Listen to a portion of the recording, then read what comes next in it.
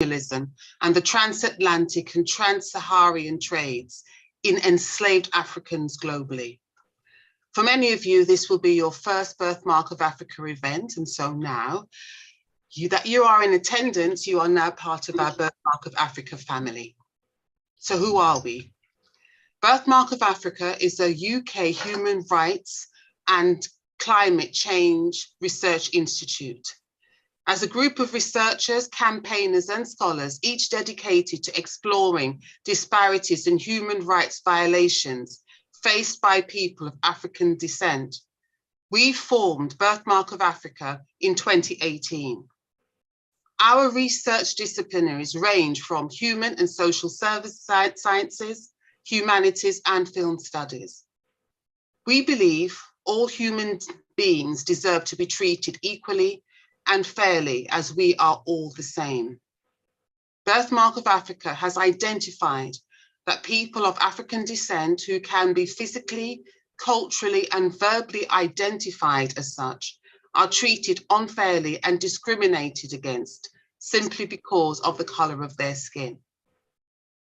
At Birthmark of Africa, we firmly believe that each of us, no matter our race, is originally of African by descent and therefore bear the birthmark of Africa. We must all stand up to injustice and make a change. Science tells us that we are all originally of African descent, and therefore we all bear this great birthmark of Africa. Our mission is to develop existing research and knowledge surrounding current disparities and human rights violations faced by people of African descent, and with this knowledge, influence change. Our aim is to ensure that this great birthmark of Africa is universally recognized, honored, and appreciated. The ongoing legacies of colonialism and the Trans-Atlantic and Trans-Saharan trades in enslaved Africans globally is an extremely important topic to us at Birthmark of Africa. We have created this project to extensively research, explore, and to bring to the forefront both effective recommendations and a framework which can bring about change. This symposium supports such a timely discussion. It is our aim to put forward a collective, effective recommendations to address the continued legacies that affect people of African descent around the world. In return, these recommendations will be presented to the United Nations during our presentation event in partnership with the Office of the United Nations High Commissioner for Human Rights on the 31st of August. We hope that you will join us for this event.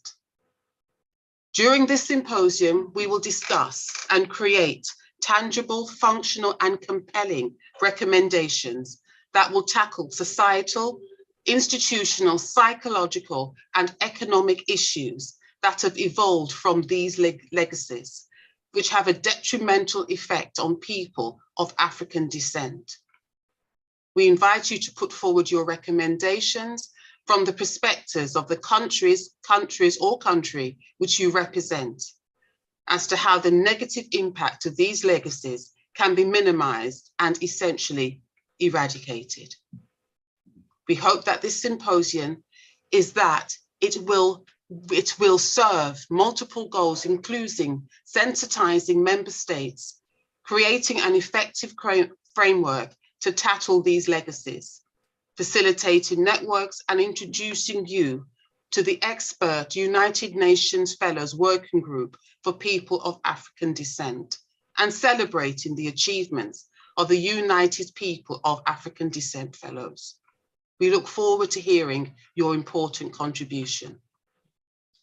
I would like to thank our President, Priscilla Robinson, and Vice President, Amok Akuluti, from the Birthmark of Africa team for putting this event together. We at Birthmark of Africa would also like to thank the Office of the United Nations High Commissioner for Human Rights, all the members of the expert UN Fellows Working Group for People of African Descent. We also thank you for supporting this event, and we are very grateful to you. Now, Without further ado, I will present our chair of this symposium, Priscilla Robinsons, and we will now begin the symposium. Now back to the chair. Thank you ever so much, Lee. Thank you. I would like to thank our team at Birthmark of Africa. I'd also like to thank OHCHR, also the members of the United Nations Working Group of Experts for People of African Descent, the expert UN Fellows Working Group for People of African Descent, and including all of the fellows, United Nations fellows, particularly the PAD fellows that are in attendance today, and of course, all of our special guests who are in attendance. In relation to this symposium, we'll address the following concerns. The first will be the labour market access and equity, the second, education and investment, the third, climate change, the fourth, well-being and health, and the fifth, human rights, law and governance. When addressing each concern, we'll ask that the three themes of the International Decade for People of African Descent, which is recognition, justice and development, is considered.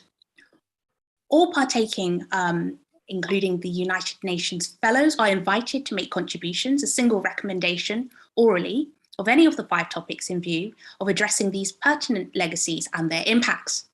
Where there is no recommendation to be given or there is none put forward in this session, then I will ask that the session is used to discuss the overall topics, including for our guest members to contribute and present, allowing any questions to be put forward or contributions for this session to be discussed.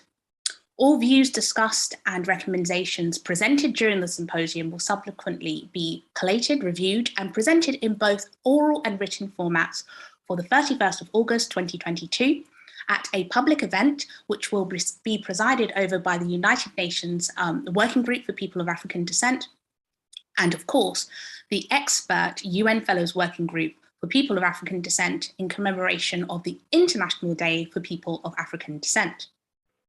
Well, we are exceptionally honoured to have with us today a leading expert in the area of international and comparative law and human rights law, Professor Kwame Akufu, OBE.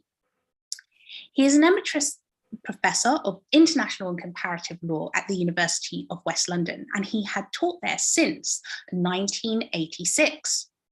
Professor Kwame is a Justice of the Peace since 2001, serving as a member of the Adult Criminal Court and West London Family Court.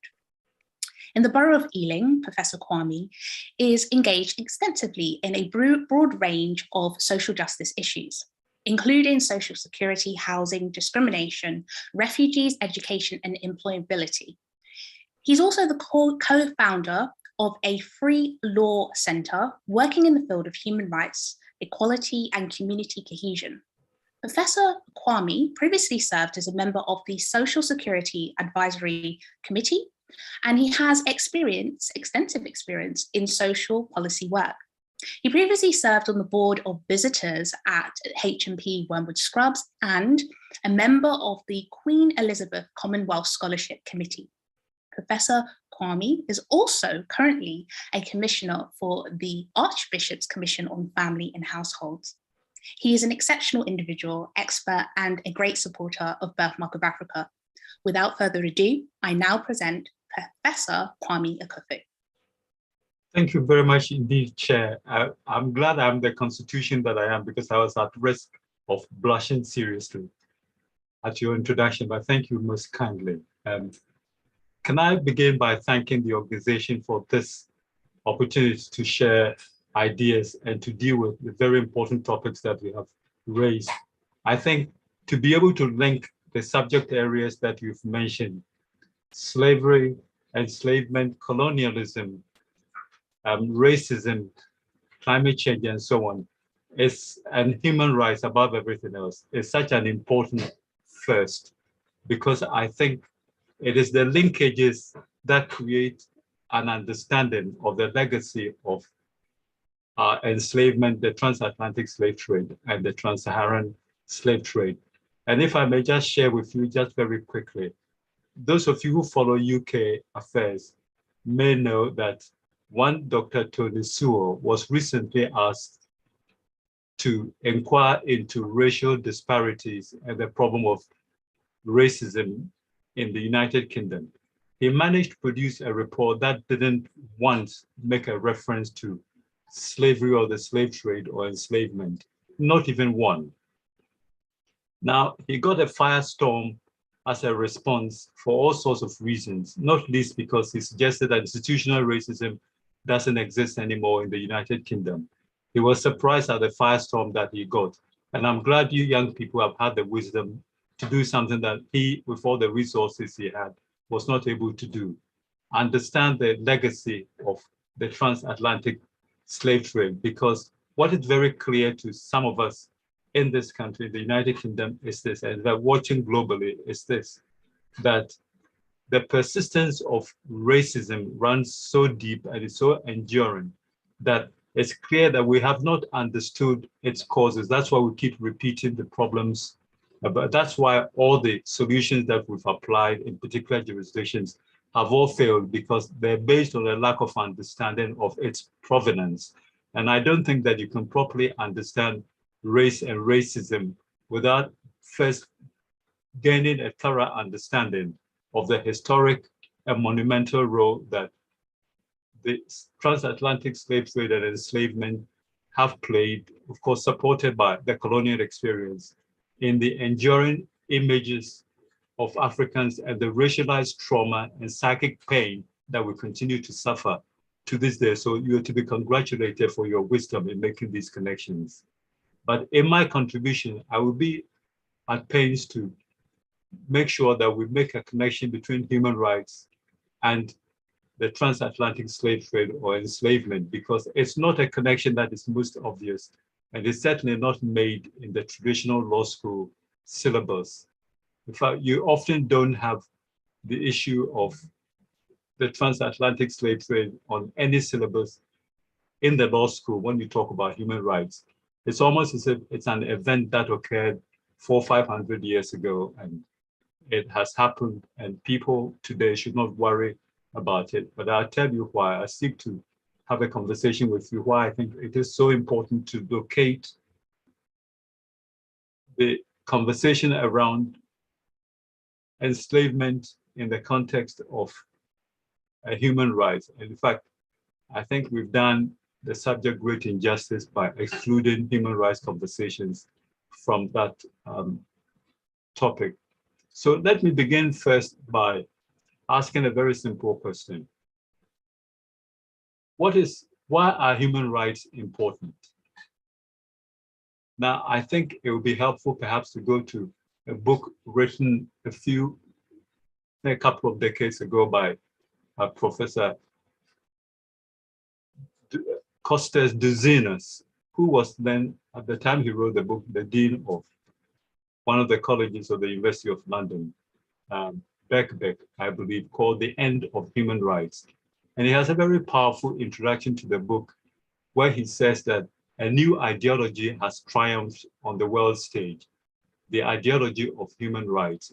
And that is an ideology that unites the left and the right, the pulpit and the marketplace. And he goes on to show how powerful this new ideology has become. And you all know that Western powers deny some developing countries any decent relationship or economic support on the basis of what they perceive to be the human rights record, poor human rights record. So it's very clear that the ideology or philosophy of human rights is fundamental. And it is my contention that in juridical terms, the idea of human rights is the highest measure by which you can measure legal behavior. It's the highest form of juridical measurement that exists. So it would be very strange that we can talk about what most people regard as the worst instance of human rights abuse, namely the transatlantic slave trade and its aftermath, without locating that within the discourse on human rights. So I'm glad that you've helped us to overcome that glaring gap in the law school agenda and just popular discourse generally. So what is it that makes human rights so special? Well, very simple answer. I'll take you back to some of the historic constitutions and declarations we have in the democratic record. Let's take the American Declaration of Independence, for example. You will remember the opening statement. We hold these truths to be self-evident, that all men are created equal and that they're endowed by the Creator with certain inalienable rights. And then it goes on to say that the state and governments are founded on the basis of the consent of these people who have a right to secure their greatest happiness and the rest of the words to that effect. But what I like to emphasize is this idea of that we all created equal and that we're endowed by our Creator with certain inalienable rights. Is this idea of universality and inalienability, the fact that your rights are not given to you by the state or by anybody else. It is your inheritance as a human being, it's your entitlement. And immediately you realize that comes from the natural law philosophy, the idea of the inherence and universality of human rights means that human rights are immutable. You cannot, the state didn't give you those rights, and therefore the state cannot diminish them or take them away. Now you can see the power, therefore, of the claim of human rights.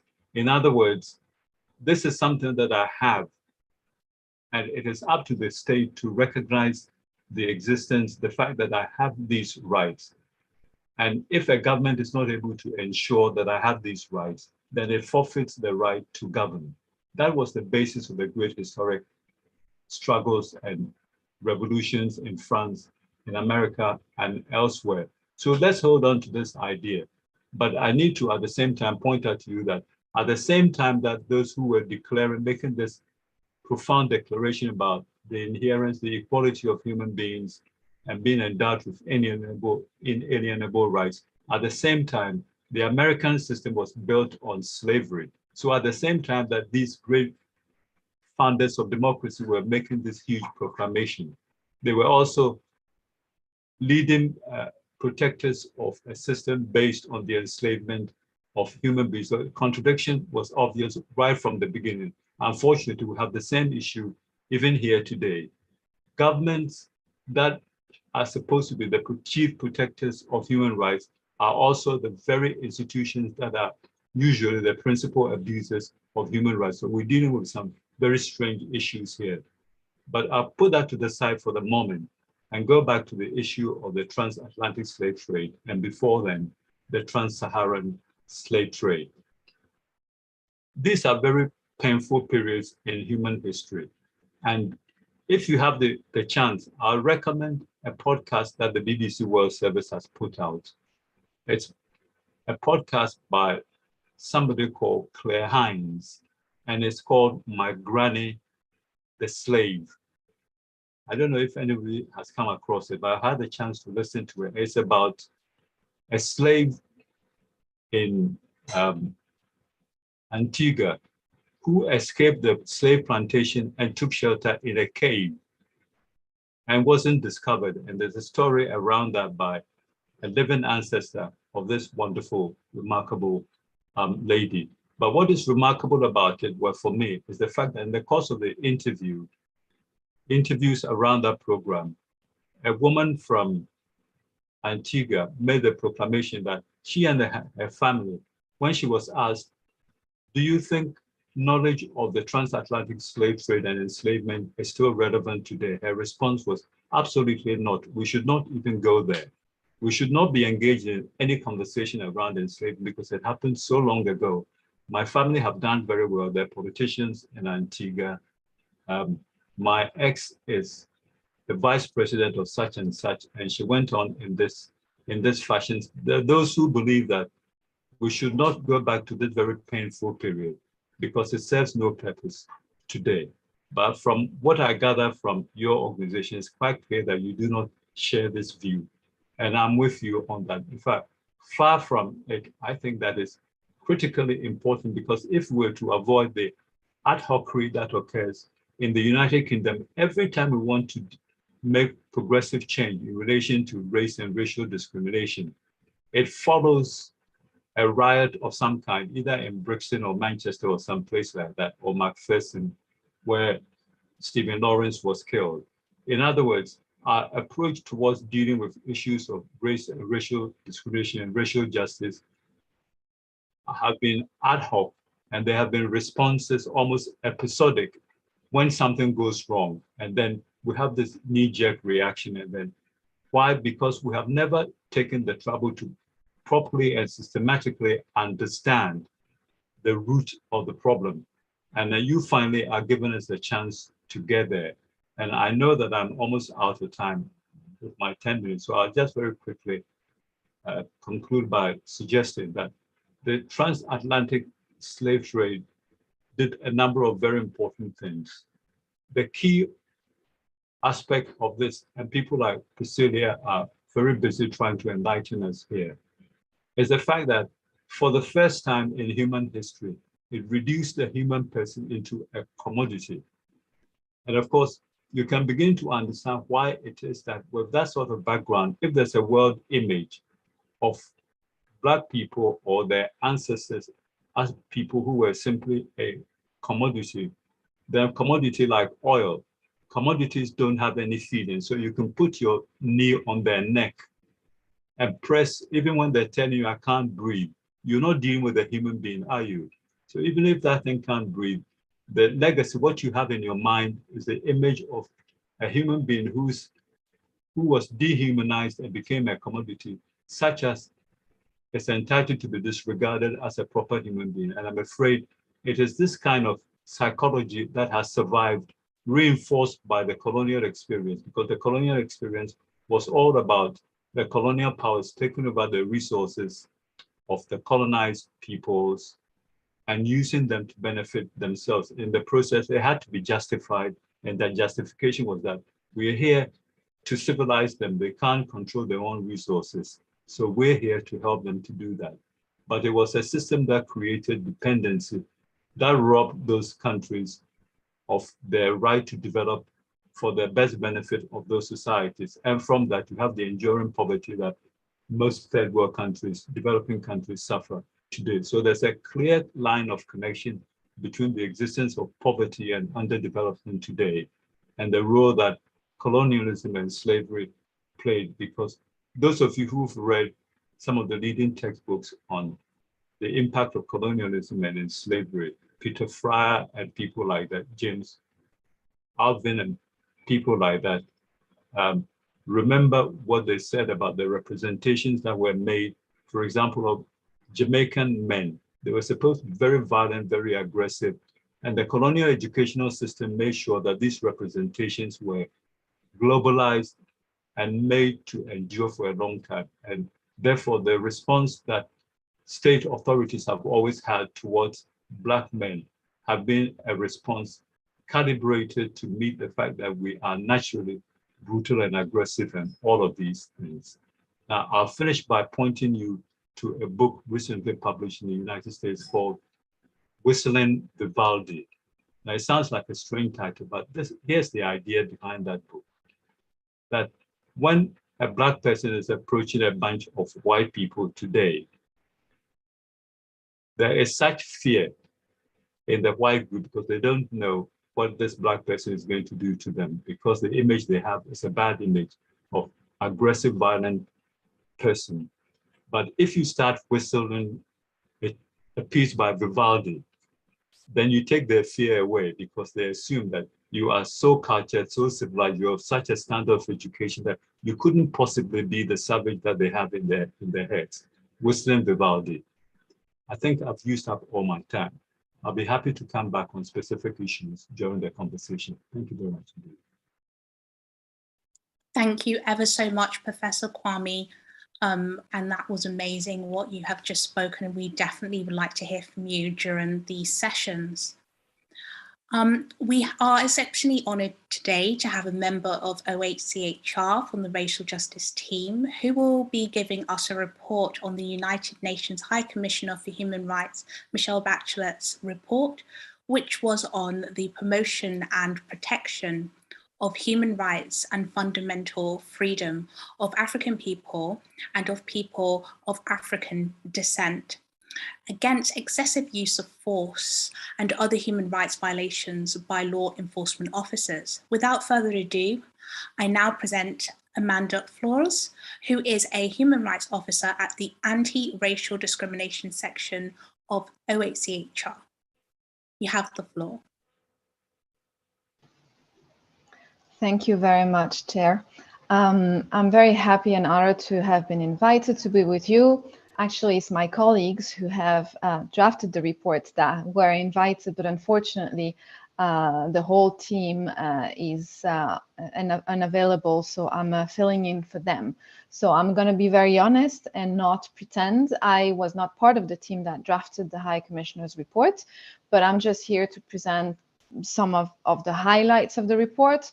I'll try to be brief because I think it's not worth for me to read parts. I think it was a groundbreaking report for a number of reasons, and I'd like maybe to highlight those reasons and highlight what is the main achievement of the report in terms of its content, and also what it led to and where we are at today, so you have a bit of an idea. So just to start, the title, the long title that the chair just mentioned, it's called Promotion and Protection of the Human Rights and Fundamental Freedom of Africans and People of African Descent Against Excessive Use of Force and Other Human Rights Violations by Law Enforcement Officers. It was a report of the High Commissioner. It's a report that was requested by the Human Rights Council. No? So the whole context basically was, and I'm sure many of you are more than familiar with that context, but in the context of the murder of George Floyd and all of the following demonstrations that took place around the globe, not only in the United States, the Human Rights Council, which was in session in June, held an urgent debate on the issue, and they adopted a resolution. It was resolution 43/1. And in that resolution, the Human Rights Council requested the High Commissioner to prepare this specific report. That the Council requested the High Commissioner to address systemic racism and human rights violations by law enforcement officials, especially those incidents that resulted in the death of George Floyd and other Africans and people of African descent, and to look at government responses to peaceful anti-racism protests. The Council was also clear in their resolution to request that the work was intended to contribute to accountability and redress for victims. And so central to the work, I think it's important to say, central to the work of the team and that prepared the report and their commitment was not just to repeat and to write yet another report. They really put a lot of effort into trying to find a way to point to a road forward, no?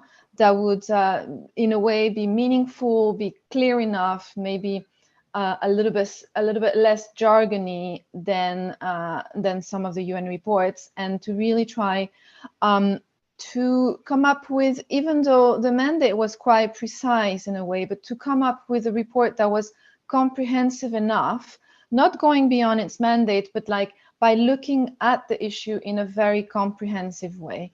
And in that sense, it meant that they had to really look at the broader picture and not just actual cases, which they did. They did study 190 cases, and they looked at patterns, and they looked at all the circumstances and the context and what was common and what was not.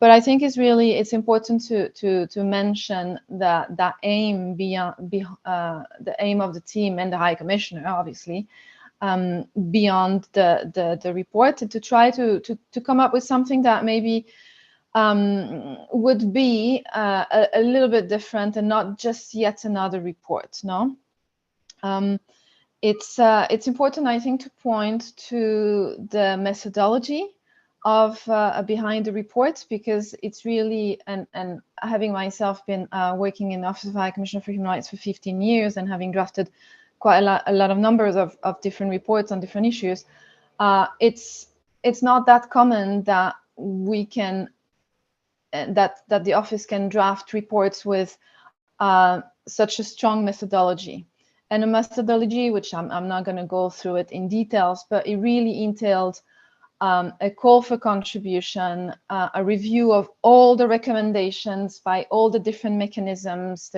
the the Committee on the Elimination of Racial Discrimination, but not only a review of all the general comments from the different treaty bodies committees, and but also many consultations, consultation with people of African descent, with victims, with their families.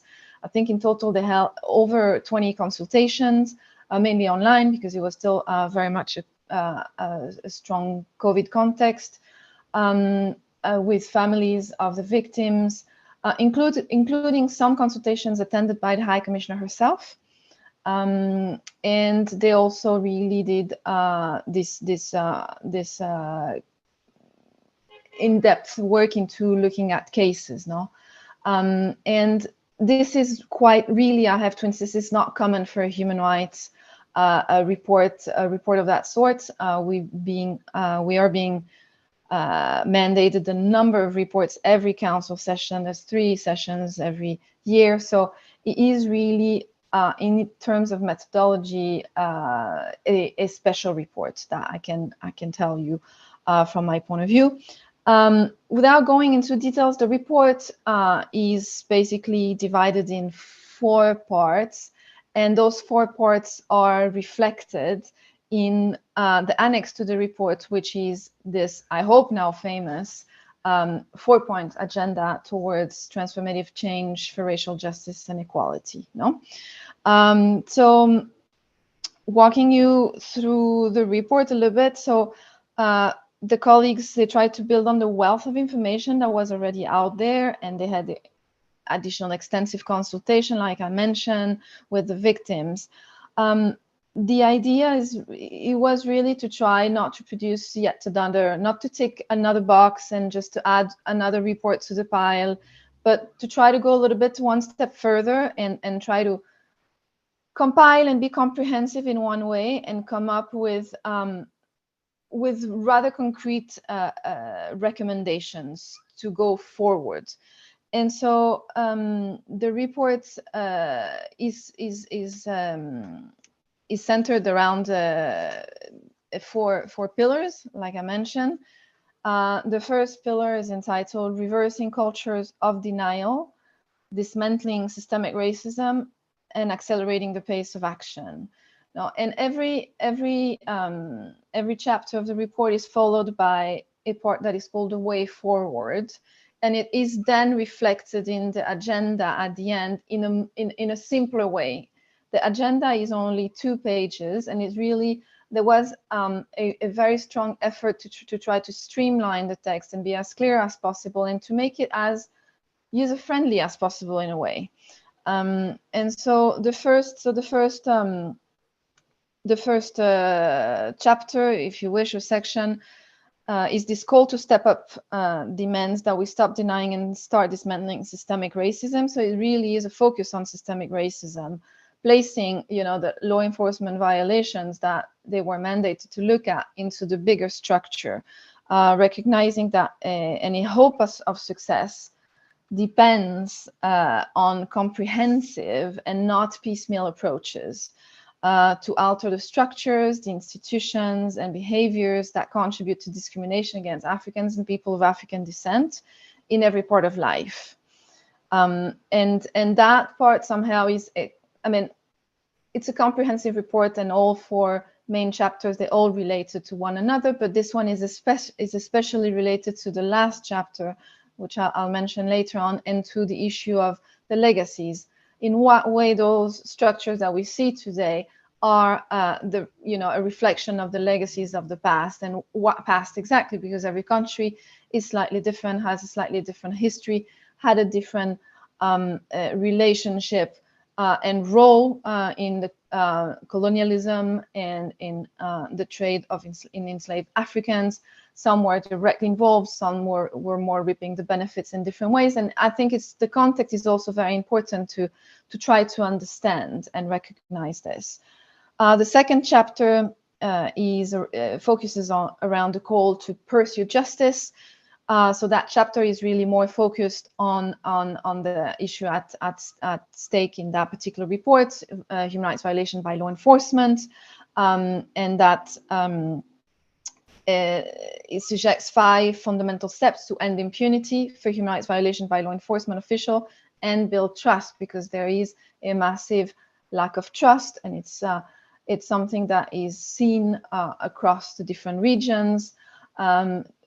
If you read the report, you'll see of the cases, they have extracted 7 emblematic cases. The one of George Floyd is one of them, but other cases, including cases from Brazil, Colombia, the UK, France, and they all have common patterns in a way. And the difficulty to access justice and have justice being done, and by justice I mean the formal justice in that particular sense here, is very similar, and the obstacles are quite similar. In some contexts it's even more difficult because of the lawyers being threatened. In others, lawyers are not threatened, but you still find the same obstacles and barriers at some level. The 3rd chapter of the report focuses on the call to listen up. So it underscores the indispensable role that people of African descent need to play in finding the solutions that are needed, the critical need to celebrate that work, recognize that peaceful protests are an essential force for change, and ensure that people of African descent and those who stand up against racism are protected and heard, and their concerns are acted upon. So it really is a question of making them actors and not just putting them aside and just pretending that we know the solutions better. Actually, solutions should be coming from them because they're the one living and suffering those violations. And the last chapter, which I think is the one the most related to today's symposium's thematic, it's the call for redress. No, it's the last chapter focuses on the call for redress. It insists that a future of racial justice cannot be built on foundation of unrecognized and unanswered pain, suffering, and discrimination. It requires that everyone confronts the past legacies and deliver reparatory justice. So that really is the chapter that most addresses the issue.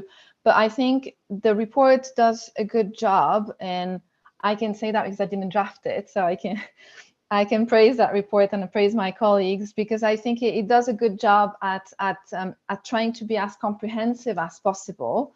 And the agenda for transformative change, which was annexed to the report, was really an attempt by the High Commissioner to provide a clear roadmap beyond the report itself, because if one wants to go and dive into the report and even the accompanying conference room paper, there's a 100-page conference room paper that is found online as well, that details the cases in much more detail and more references, more academic references, more detail about all the the analysis of the recommendation and documents out there.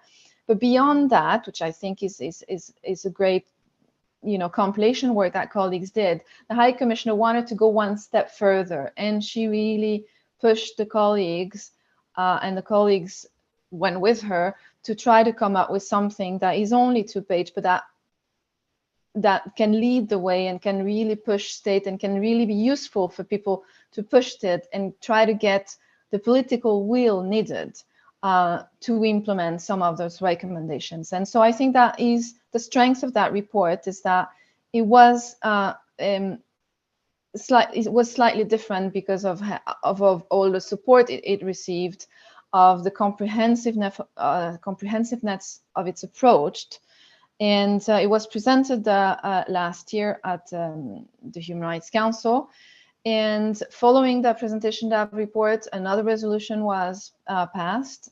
And that resolution gave a follow-up mandate to the High Commissioner to continue working on that issue. And with that resolution came, it was not only a question of receiving a mandate, but receiving resources with that mandate to try to continue this monitoring. And so we are in the process of setting up anti-racial discrimination advisor, 5 of them across the world, to try to have a step, foot closer to what we call the field, and to have them feed more information into headquarters. And so The reporting will continue. The second report of the High Commissioner, which obviously will be of a more restricted and limited nature than the first one, but will be presented at the Human Rights Council session in September. But also the resolution, in addition to giving this mandate to the High Commissioner, it created a new mechanism, which is the international, it has a complicated name, I always get mixed up, it's an international independent expert mechanism on law enforcement and violations against people of African descent, and that is composed of 3 members. They started working in January this year, and their work is ongoing, and they will also present their first reports at the Human Rights Council in September. So in a nutshell, it's a bit what the report is about, and I encourage you, if you haven't read it with a critical view, whatever has been missed, and any feedback is welcome. Thank you. Over to you, Chair. Thank you so much, Amanda, for such an exceptional report. You were so informative and it was very much needed. And we at Birthmark of Africa, we look forward to working alongside your team and supporting you in your endeavours that are very important. So thank you. I will now give an introduction, and I'll try to be as brief as possible, in relation to the Expert UN Fellow Working Group for People of African Descent. Well, it was established in 2021, currently comprising of 5 independent PAD Fellows, UN PAD Fellows, which have various expertise in different research areas. We came together because we thought it was very important to support each other as fellows in our lifelong mission to make effective change in the various areas of expertise that we know of. We realised that it can be very challenging at times to advance the plight for equality for people of African descent single-handedly, and we felt that the time had come to advance our mission as fellows collectively via the global mechanisms and frameworks available, and where there was none, we would try to help to create them. So we are 5 in number now, each of us unique with expertise in various fields. However, we do wish to expand this number. Currently, it consists of, and I'll state their names, Amok Ali Coletti, Marion Barty, Leo Johnson, Dr. Jiva Dornodu, and also myself, Priscilla Robinson. Each of us are members and we have geographic representation and responsibilities, and collectively we are doing the following. As I said, we want to get on more fellows on board into our working group. So we research human rights, well-being and climate change, issues that affect people of African descent living in the diaspora and on the continent, of course. We wish to encourage PAD fellows around the world to gather relevant information pertaining to these issues, gathering them from governments, non-government organisations and other relevant sources, and submit them to our working group so that they may be highlighted on a brand new website called UN-Fellows.org. Also to hold an annual symposium to discuss issues which affect people of African descent globally, which we are doing now and hope to do next year and the year after continuing, and also to initiate networking opportunities. Of course, we've asked you to join and partake on our new website, which is unfellows.org, which I'll tell you all about towards the end of this symposium. Also to design special projects and collaborate with the United Nations, other PAD fellows and civil society, and to facilitate the exchange of information and expertise in all areas. Also to encourage the participation of fellows in proposing measures which will ensure that there is full effective access to justice for people of African descent. To also submit and assist fellows in supporting or submitting, shall I say, recommendations to OHCHR, and to also help with other UN entities on designing, implementation and the enforcement of effective measures to eliminate racial profiling, racial discrimination and other human rights violations against people of African descent. To support and also create visibility for PAD fellows who are researching and addressing problems of racial discrimination, racial profiling and other human rights issues, and to contribute to the recognition, justice and development of people of African descent, creating affirmative measures and strategies for human rights framework. And we do encourage all PAD fellows to get in touch with us. Let us know what they are thinking, what they want to do in relation to our working group, but we do welcome you. So without further ado, we are now going to go into our first session. The first session is on labour market access and equity. This will be presented by Mariam Bhatti, who is a community developer and social policy practitioner. She's also a migration expert and a member of our working group. Currently, in terms of region, she covers Ireland, West Europe, Australia, and South Africa. Mariam, your session has now begun. You now have the floor. Thank you very much. I'm very excited to be here to join you all. So I'm going to be talking about the labour market access or equity. This means that I'm going to be covering, the current situation or what research tells us about access, why this topic is important, as well as, and how it links to the legacies of the transatlantic slave trade, and then hopefully some recommendations from the rest of you. Firstly, maybe let's talk about, when we talk about the labour market, what are we talking about? It's really about the availability of employment, the demand and supply, and the interaction between the workers and the employers for that reason. Generally, we all know that when the economy is good, there are jobs out there that are enough for everyone who's looking, right? It's common sense. However, the situation is different for people of African descent.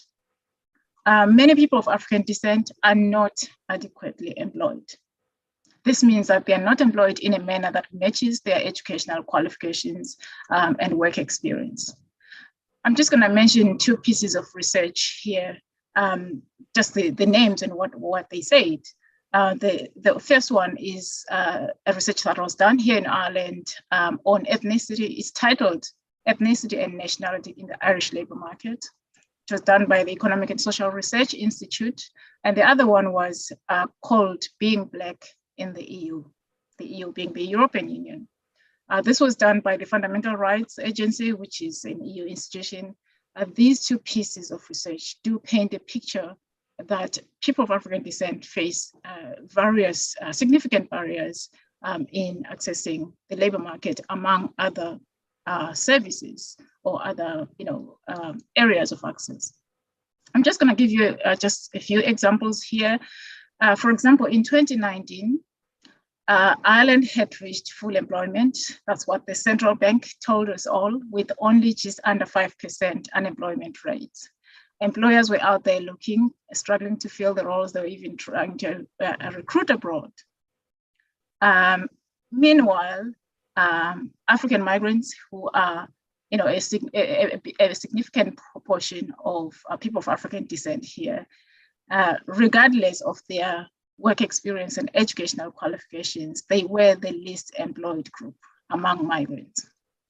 They had 45% employment rates, which was the lowest, compared to 66% in the wider Irish society. Excuse me. And this was also compared to 89% of Western Europeans, that high. They were also 3 times less likely to be called to a job interview, and 5 times less likely to hold a managerial or leadership position.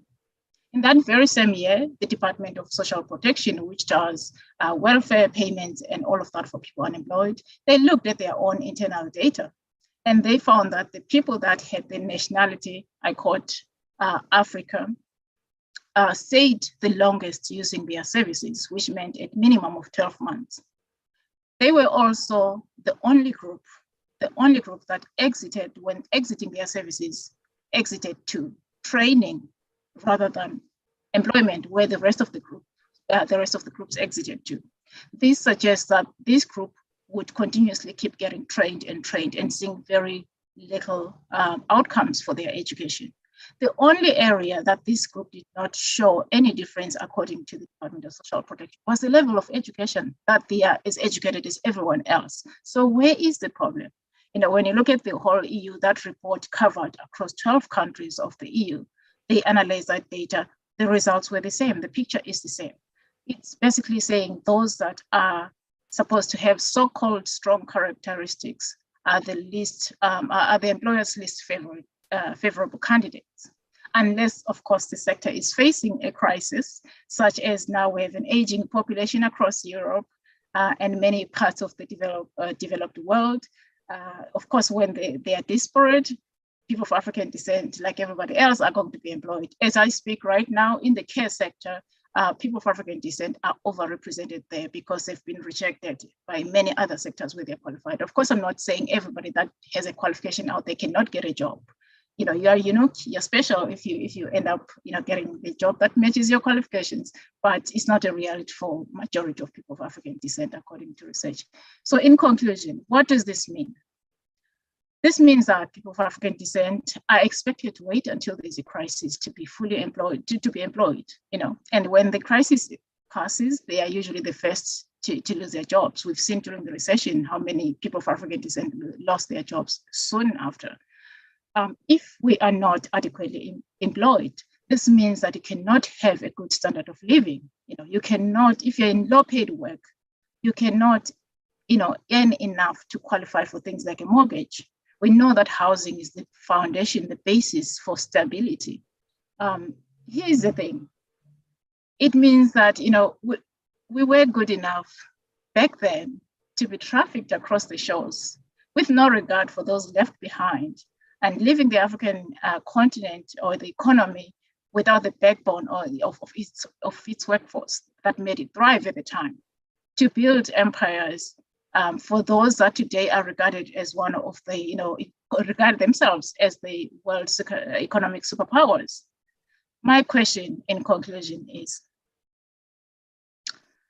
if we were valuable, you know, if we're valuable to people that you know, cause this major crime in humanity that is not seen as such today, if they are seeking for compensations in loss of income because of loss of income or wealth, so we were valuable, we are worth something. So what has changed when we've gone to access education, when we've gone to upskill ourselves? Where is the problem? What has changed? Okay. So I think that the next bit will be about how can this be addressed, of course, because we can't talk about the issues and the problems the whole time. We need to say, where do we move on, and how can we, you know, how can we have this really looked at, and how can we move on from this so we can be adequately employed in a manner that matches our educational qualifications and work experience. So I'm going to hand that over. The chair, I'm not sure if that's to you, Chair, or it's to people that might have the solutions, might have the recommendations. Will I give that back to you, please? Thank you, Mariam. That was exceptional, and thank you for giving us an overview on your expertise. That was very helpful. So as we continue with this symposium, this is the section where you will be all asked as PAD Fellows to give any recommendations. If there are no recommendations from the floor, then we will ask for persons, including our experts and other members of our working group here today and Team Birthmark of Africa, to ask Mariam any questions, of course, or put forward any recommendations. So the floor is open.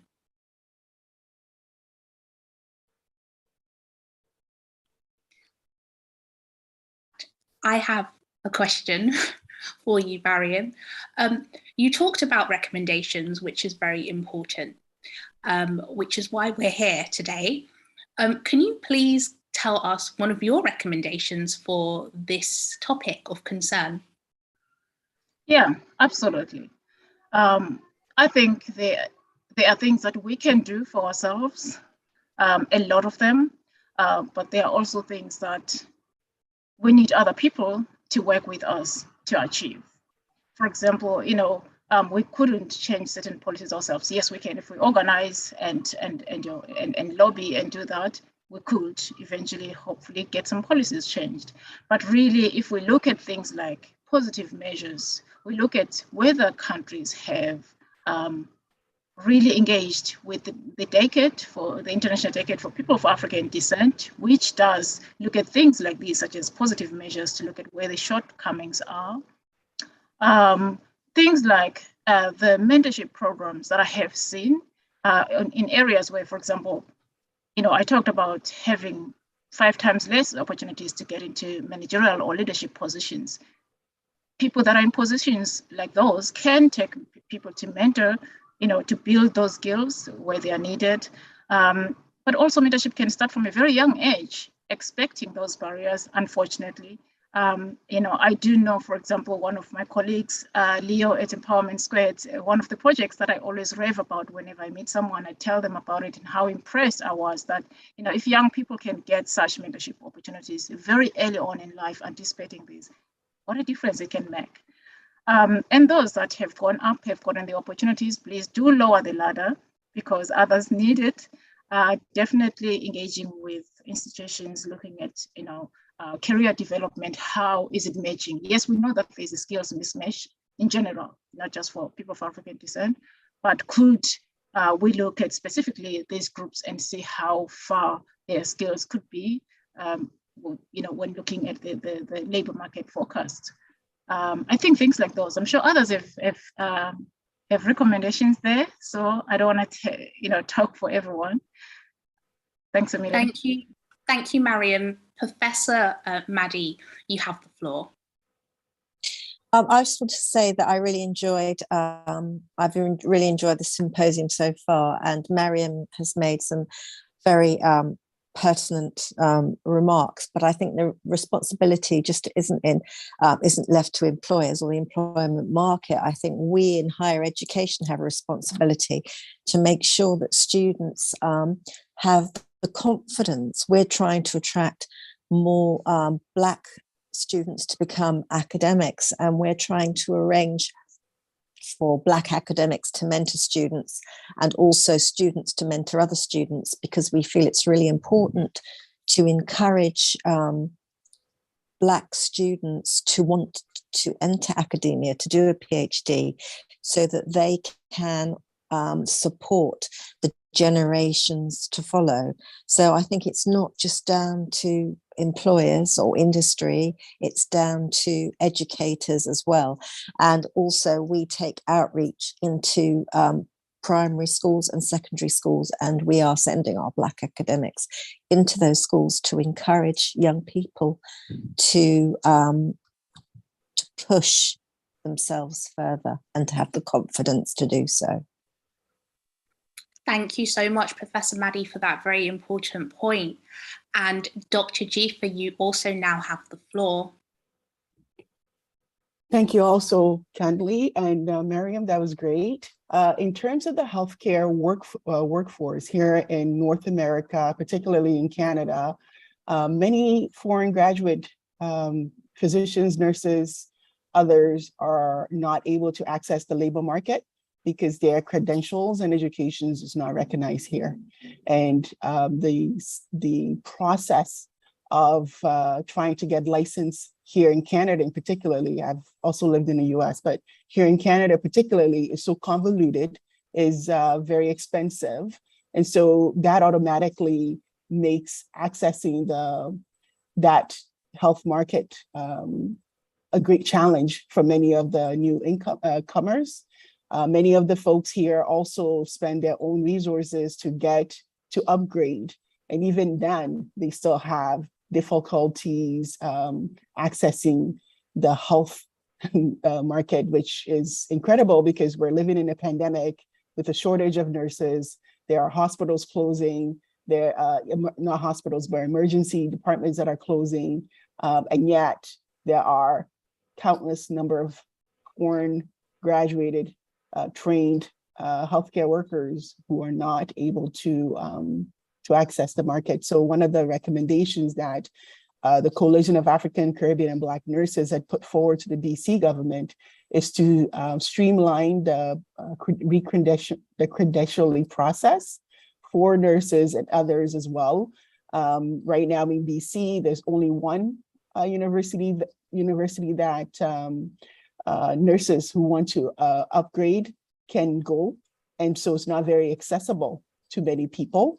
There are nurses who have to leave their homes, travel to Vancouver, get another home, get a new car in order to be able to go to the school. That is not accessible at all. And yet there is nursing programs across the province. So increasing the seats at different schools, opening additional seats for the foreign trained nurses and physicians and other healthcare workers would significantly help in terms of helping them access the health market. Thank you so much, Dr. Jifa. Mariam, you now have the floor for any closing remarks before we conclude your session. Yeah, I completely agree with what I've heard. Recognition of qualifications is another big issue because, of course, you know, if the qualifications were not acquired from certain regions, they are not worth anything, which is another issue. And of course, you've mentioned very well the costs that are associated with that, or reskilling, as we know, or upskilling when people have actually brought a degree, to redo it another 4 years. Of course, we know the international students' fees and all of that, that's really costly. Just really to add a bit, I'd say some of the things, maybe to also challenge the recruiters. Yes, I know it's not just the employers that we need to look at, but you know, we know that a lot of the times income, unless you were born a prince or princess from the royal family with a very large amount of wealth, a lot of us get an income from employment. There's no doubt about that. And of course, the educational institutions shape, you know, the kind of education that you get in, you get to the labor market then if you can. But I think it's important for recruiters to also defy, you know, requests by employers. Yes, I know they're paid by the employers. Many times they cannot do that, but to defy these kind of requests that says, well, these kind of groups out. I've met recruiters that have said, actually, some employers tell us that we don't want working class accent and Essex accent. We don't want this kind of an accent. Of course, some of us are going to have that. It's accepted when it's Mandela speaking or when it's Gandhi, when it's Kofi Annan, but when it's ordinary people, it's not as accepted. I think another element that I left out that is not necessarily covered in the labor market, entrepreneurship would be really important to, you know, promote, you know, financing minorities and Black businesses, promoting that entrepreneurship spirit and fostering it from a very young age, because maybe it could be an option if people are continuously rejected by the labor market. But I do think that it's really important that this is addressed, because it's just not fair that there's such a silence, a deafening silence from continuous rejection from the labor market, not from one region, across so many areas of you know, the spectrum of the labor market in different sectors as well. And this kind of trauma to carry on is too much. We need to lessen it by either addressing policies or advocacy, or in day-to-day lives, wherever we can. Thank you so much for that. And I look forward to hearing the rest of the presentations. Thank you, Mariam. Well, of course, this session is not fully over. If you would like to contribute with any recommendations before our formal presentation before the United Nations on the 31st of August of this year, then you are welcome to send us a written submission. You can do so by emailing us at research@birthmarkofafrica.org. Of course, if you're watching on YouTube as well, we're more than happy to see any recommendations written in the comments section. Thank you, Mariam, again for such a wonderful session. And of course, labour market access and equity, as you have clearly seen, feeds into the other sessions which we're going to talk about. So moving on, we're now moving into session 2, which is on education investment. This will be presented by one of our members, Leo Johnson, who is a community builder, an EDI expert, and of course, a member of our working group. Regionally, he will cover the area of Canada, North America, South America, and North and West Africa. Leo Johnson, you now have the floor. We now begin our third session. Thank you. I'll try to do all of that in 5 minutes. No, but thank you so much, Priscilla, and thank you to the previous presenter as well, Mariam, and the rest of the speakers this morning. I'm saying morning because my time, I've transitioned to afternoon now, so this afternoon. But yeah, it's interesting, and I'm going to try my best to use the Canadian context a lot, but then reflect on some of the Western African context as well, as we've seen, especially when it comes to education. And I like to just begin by reminding us, because we all tend to forget that There's a particular narrative to what we've seen, even when it comes to education or some of the issues around the legacies of the Trans-Atlantic slave trade. And one of that is what I like to call the fire brigade approach. We seem to all of a sudden be shocked and surprised when some of the things popped up and everybody's running around like we need actions now, as if we didn't need actions 40 years ago, or as if it wasn't even sometimes more severe than we're seeing it now or even now. So it's the first thing that we've all adopted, and that includes educational institutions, particularly when we pretend like we don't know. And I will use a recent example with Canada, where we started, indigenous communities here started to uncover mass graves of young children that were buried as a result of the residential school system initiated by the Canadian government, but implemented by the Catholic Church, the Anglican Church, and some other major religious institutions. And what's even shocking is that this is something indigenous communities have been crying about for so long, about the missing children, the number of people that went missing at these schools, and they were dismissed. And now, at this such a heinous crime within the education system itself, the conversation is not about justice. The conversation is about, should the Pope apologize on behalf of the church, or should it be personal? And the question I ask is, if we were watching these children being buried alive in real time, will we be talking about whether someone should render an apology, or will we be asking for arrest and justice and the files and documents that are still around, and some of the perpetrators that are still alive right amongst us? So I would like to remind all of us that let's remember that as we go through, as I try to throw a few things on here. And the dynamic of racism within the education system, which really stem from the transatlantic slave trade itself with Black people, is such that it has shaped the system itself, what we call the education system. And we pretend sometimes that the system, the education system, is removed from the outcomes that we are seeing later on in our society, when the truth is in fact the education system that is reinforcing it. In fact, it is the education system that is informing it from the very young levels that we see straight up to post-secondary. And I can say that by the curriculums that we see, who are those reflected in those curriculums? Sometimes you will even wonder if Black people were ever in this part of the world when you read some of the curriculum. Or sometimes you even wonder if Black people even existed on our planet when you read some of the curriculums that we're being taught in our schools. And that begs the question around, what are we educating?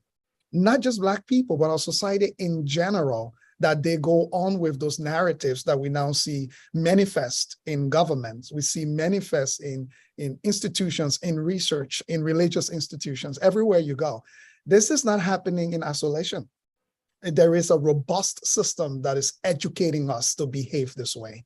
This is not happening all of a sudden when we wake up one morning and then we decide to just behave differently. No, we were taught, we were schooled, we were deeply entrenched in how we were going to behave later on, to the point where even some of the very people who are victims of this are now being schooled to be perpetrators, sometimes without even knowing subconsciously of the education systems that we all must defend and we all must participate in. Another interesting piece I really like to look at, especially within Canada, is that people don't like to talk about the impact of the transatlantic slave trade in Canada, but this is something that was practiced for 206 years, right? Now, something that gets practiced for 206 years is not an isolated happening.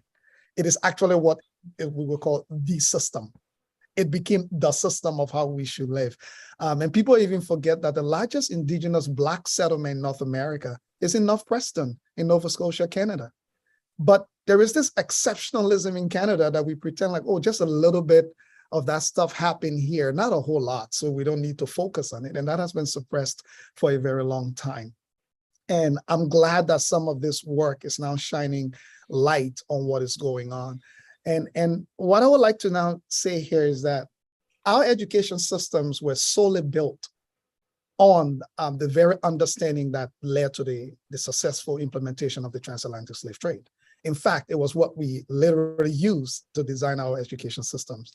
Now, what happened when we got called out for it, and we all got to a point of accepting and agreeing that this was horrific, that this was a crime that shouldn't have happened, a crime against humanity, we decided that we'd just open the doors. Now everybody can come in We never touched those institutions. We left the foundations in place. We left the underlying principles that allow people to behave the way they behave, especially when it comes to school segregation. We all know that for a very long time, Black children and Black people were not allowed to participate in the same schools or academic institutions that white people were supposed to participate in.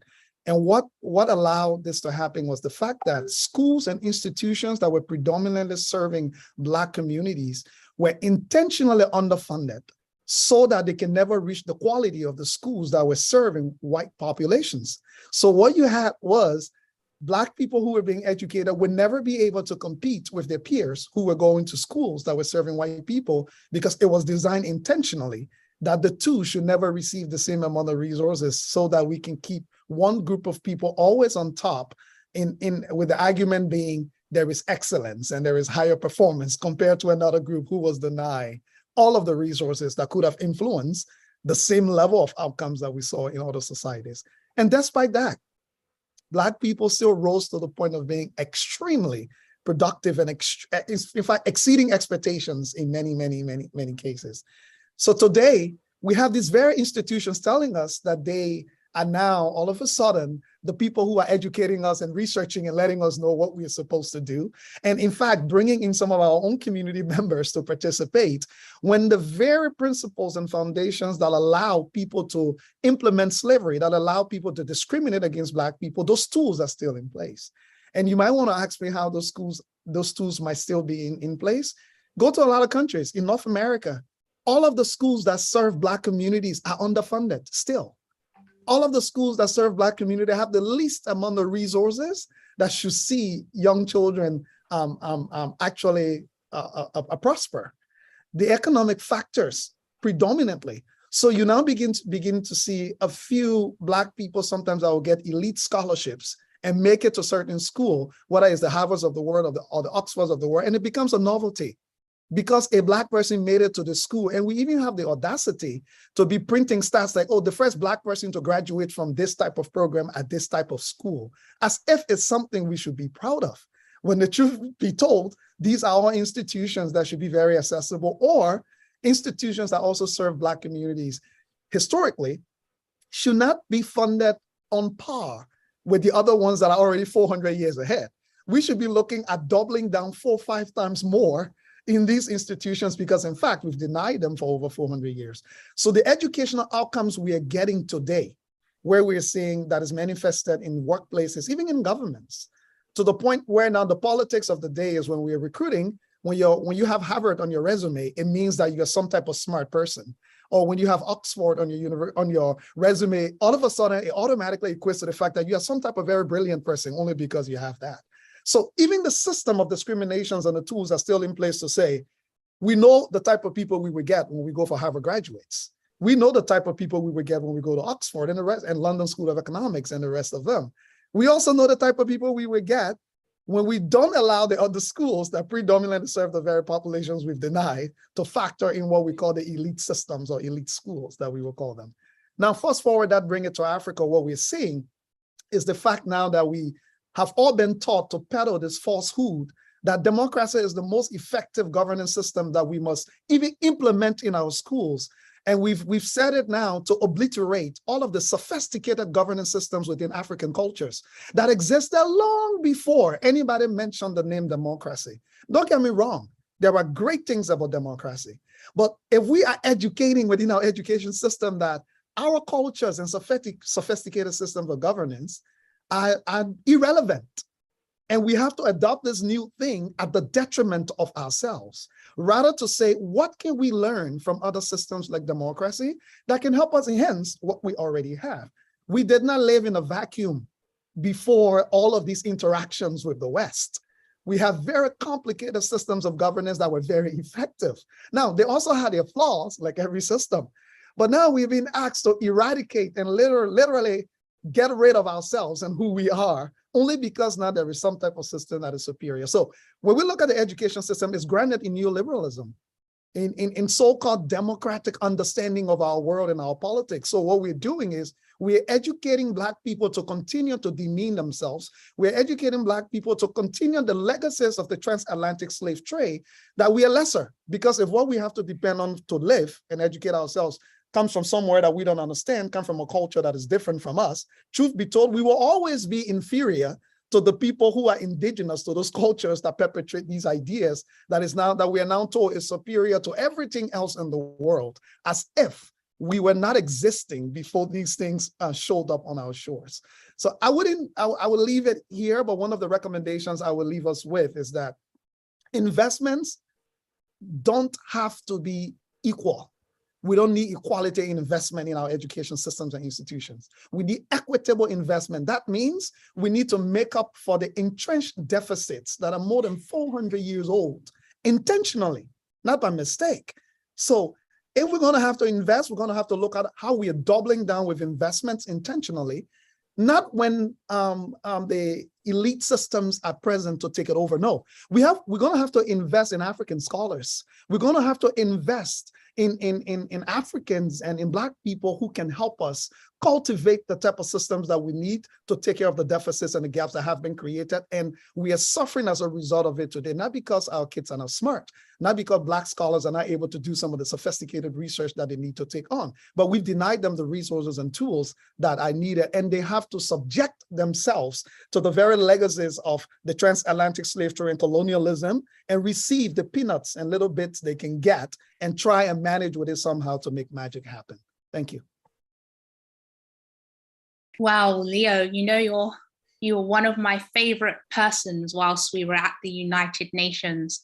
I think we went everywhere together, and this symposium wouldn't be the same without you.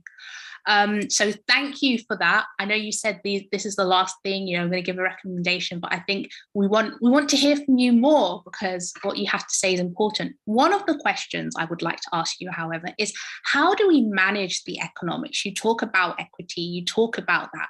Realistically, how do we do that as a framework or a process? I know that would take a long time, but give us something as a summary. For example, why are we still having the IMF tell us how to organize African economy? That whole stuff is upside down. And in fact, what is happening is we have elite corrupt governments on our continent providing false numbers to the IMF based on which they are calculating their math. And it's almost like we have to come and beg for people to loan us money that we are paying 5 times more back, and we're begging for it. When the truth is, the African continent receives somewhere around, I would say, right, 69 billion or so in aid overall. We produce 2 times more that in terms of what gets extracted from our continent today. But when you come to the economic conversation, let's get a bit deep into it. I keep saying, how can we take the Western economic systems, take it to Africa, and then try to make sense of it? And we got to have the audacity to sit here at the World Bank and other places and calculate numbers and show how African economies are performing poorly. I'm sorry. Until the IMF and everybody can accept that we do have underlying education systems within our countries, within our continent, within our communities that have been dismissed for so long, for all kinds of false research, I will call, because those research was based on understanding of Western ideologies, we would never get to the economic question. So my recommendation will be, if someone is able to make a farm in a country that can feed 50,000 people for the last 10 years and they've been able to do it in a very successful way, why are we asking the IMF? Why are we not having the economic conferences in Monrovia, in Accra, the Global World Bank conferences to discuss what should become of the African economy? Why are we still having it in London, in New York, and in Washington, D.C.? Why are we still meeting in these places to talk about Africa? The only reason we do it because we can cut off all of the people that should be at the table and selectively bring the people we want to be at the table. Let's take it to the source and let's allow the right voices to be on the table. Thank you, Leo. And another great meeting of minds, we have Anthony Brown that has a question. Anthony, you have the floor. Well, it's not really a question, it's just a recommendation, because a lot of the discussion is around institutions. And we hear a phrase in the UK about decolonizing the curriculum. And so it's what we're hearing around the world is a similar issue, that the kind of things that are being taught in schools not really things that will help us or will really educate our people. So my recommendation is to start talking about homeschooling. I believe that it's become a big thing since the pandemic, and the results seem to be quite impressive now. And people are actually realizing that they can actually teach their own children. Somehow or other, over the decades, people have been disempowered to make them feel that, you know, only the schools know how to teach children. You know, I think if we made an effort, particularly the younger generation, in terms of teaching children before they even go to school, to start their education at home. And I mean, really about reading, writing and counting and things like that before they get to school. And then even, you know, adopting a culture of regular homeschooling. I think that will have great results. And it was being mentioned earlier about mentors, about students mentoring other young people, and about academics mentoring other young people. I think that too, tied with the homeschooling effort, could really bring about massive changes for our communities. Thank you so much, Anthony, for that important point. And just before I give Dr. Jifa the floor, many of you know that Kate Pete is within the Birthmark of Africa as a team member. And when we had our International Women's Day under our program When Black Women Speak, something very important came up, which was about those who are neurodiverse. As a practicing human rights barrister myself, I'm very proud to say I'm neurodiverse, but whilst in school, I didn't get that support and I was never diagnosed and therefore had to get extra tuition, which my parents had to pay for. And I do think in terms of a recommendation I would like to put forward is the fact that children of African descent to be looked at thoroughly when it comes to those who are neurodiverse. I think some of the time they're just pushed into the lower class without them, people understanding they have additional abilities, and just because you're neurodiverse doesn't mean that you should be pushed on the wayside. So I just thought I would add that in, but I'd like to give the floor to Dr. Jifa because I know she has something to say on this subject. You now have the floor. Thank you so much, Priscilla. And Leo, I couldn't agree with you more. Everything you say, you know, rings a bell.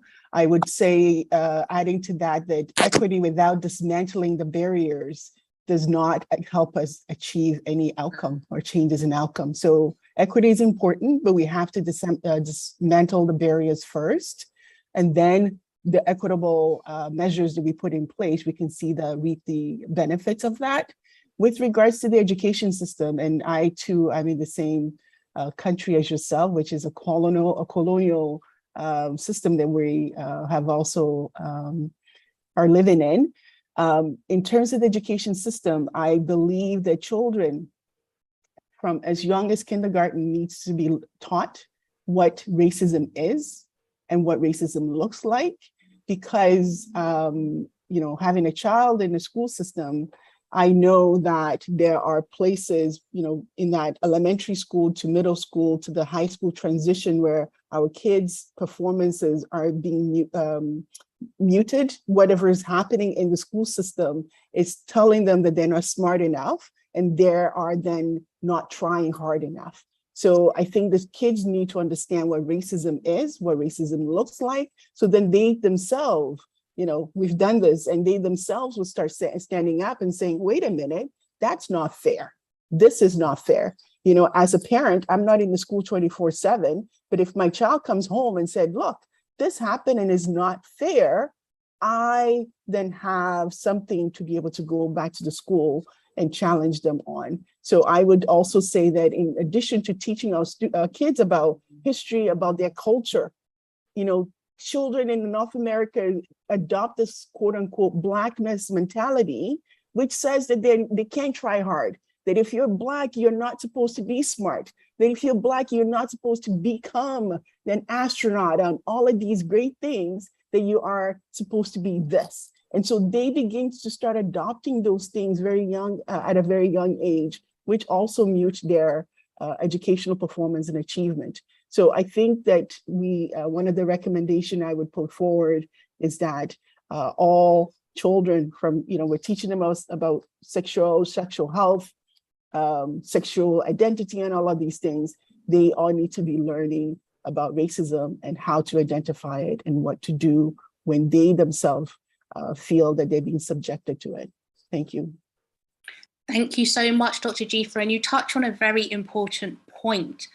In the UK, particularly when you say that the parent is not always at the school, particularly in the UK, we had a very recent case, which Professor Kwame and also Professor Maddie will be able to attest to, something that we spoke about greatly at our university, named as the Child Q case. This was where a child was strip searched by female police officers in 2020, but the case only came out this year, 2 years later, after she was wrongly suspected of carrying cannabis in an East London school.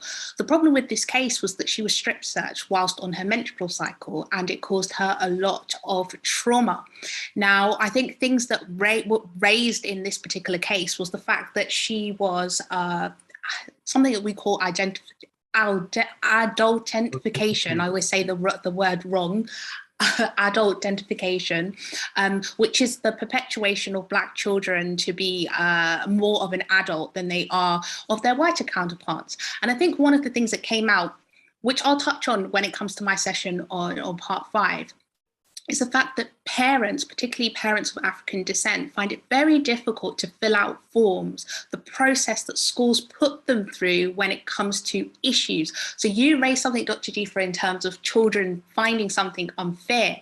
I think when it gets to the parent, it's about how they deal with it. And sometimes they can deal with it in an emotional sense, which is fine. But the process of putting the report forward was what we found with the case of the Child Q case, was that this was not an isolated case. And I can tell you that I've seen many, many cases of such, particularly at the police station, but it's never been reported correctly or got to the right authority. So I think one of the recommendations to put forward is to assist the process of reporting, just like we see with the Windrush compensation scheme. Again, difficult for the victims of the Windrush scandal to process the application forms because of the fact that it might be very difficult. But I just want to hand back to Leo. Sorry, can I Unless just you add... actually want to close with something, Dr. Jifa, before we hand over. No. I'm going to hand it over to Leo in just a second. I just wanted to comment on what you said, Priscilla, that I think that there is no formalized ways of putting these things forward, right? And so as an African woman with a child in the school, my recommendation to every other African woman or any other parent out there is to stay on top of your children, really. Yeah. Because often, an African woman told me this too, that there are things happening in the school that your child may not come back home and tell you about, right? Because she had spent time volunteering in the classroom when she saw that her kids' grade was falling. And what she saw was that the child was ignored. The child might have their hands up and nobody takes, calls on them. So my recommendation to parents out there, particularly of African children, is you got to stay on top of your children, volunteer at the school. And if you have anything, there is no formalized process here, go talk to the principal. If the principal would not respond to you, then you go find some community people. Now you have the UN fellowship, UN.org out there, reach out to somebody, and I'm sure somebody would be more than willing to support them through that process. Thank you, Leo, and sorry to hijack your session. No. Thank you. Thank you, Dr. Ziva. I'm glad you didn't hijack at all. You've been very supportive and helpful, and of course, mentioning our working group. Of course, this is what we're here to do. But before you go, Leo, I have to do this. Can you tell us more about Empowerment Square? We really want to know. Mariam mentioned it earlier, but tell us a bit more about it. I was going to close up with that, actually, so that's perfect. So there are two things going on here as we're talking. One of it, like you all have talked about things we could do, like immediately as families, as individuals. But I think what we need to focus on more is what I like to call systems level innovation. Because the things that we're saying we should do as individuals, not all individuals or families will have the ability to do it. It takes a certain level of education, a certain level of ability or language ability to even do some of these things sometimes. And families are lost. They don't know where to begin. So at Empowerment Square, the organization that I run, what we've really focused on is how do we elevate this to a system level that is not just the responsibility of a mother or of a father or of a family, that there is actually a system in place that can support and empower them. So one of the things we've done, we've launched a program actually just this year called the School Readiness Program. And what that program is an orientation of 2 months for Black, racialized, and newcomer children going to school to get to understand the school system and curriculum in a culturally relevant way before they actually enter the classrooms. Like, what are they going to be experiencing? What should they expect? What resources should they tap into when they start to have problems? Like in Canada, we have issues with disproportionate discipline, expulsion, suspension, sometimes completely wrongly, like when they do it.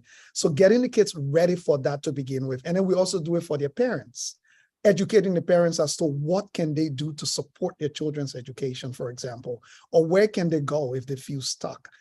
In that program now, we've introduced what we call our student and family advocates. So these would be Empowerment Square staff working within the various schools, that if a child is suspended or something happened in real time, we can catch it right there so that the facts are not skewed 2 weeks later because no one was there to actually see it.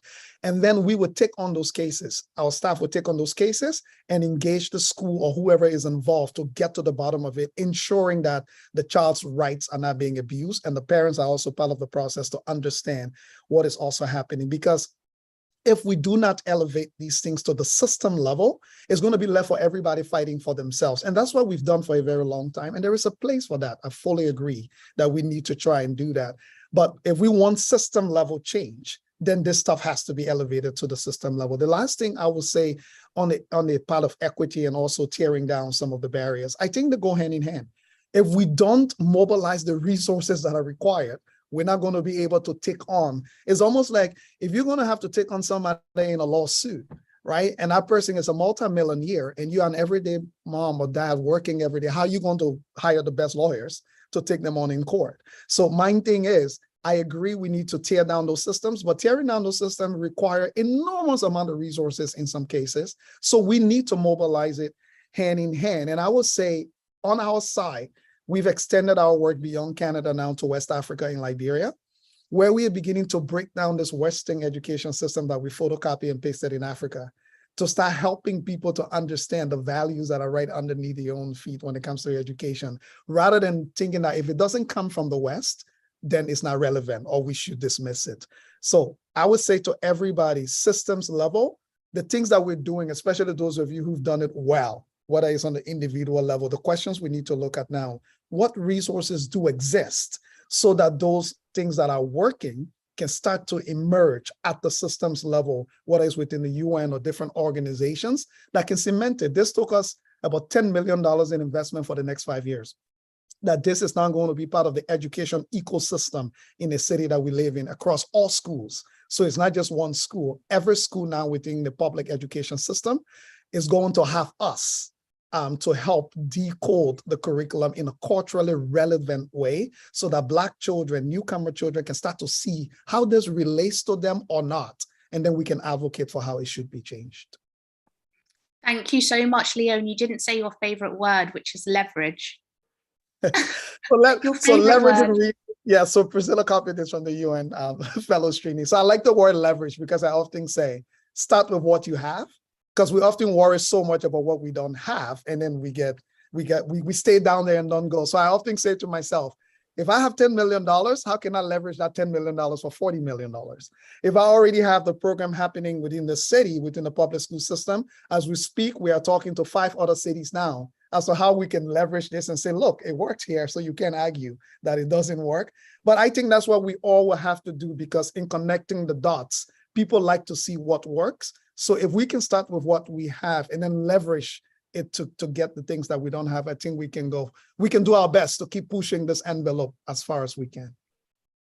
Thank you, Leo. So I'm happy now you've used that word. Let's leverage this opportunity. Tell us how we donate to Empowerment Square. It's online directly, our website, empowermentsquared.org. We are a Canadian registered charity, so we give tax-deductible receipts only in Canada and the US, not in Europe yet. But if you would like to donate or contribute to the work, or even just advice on some of the things we're working on for some of you experts that are on here, please, I'm happy to hear from you. I'm happy to connect and talk about ways that we can work together.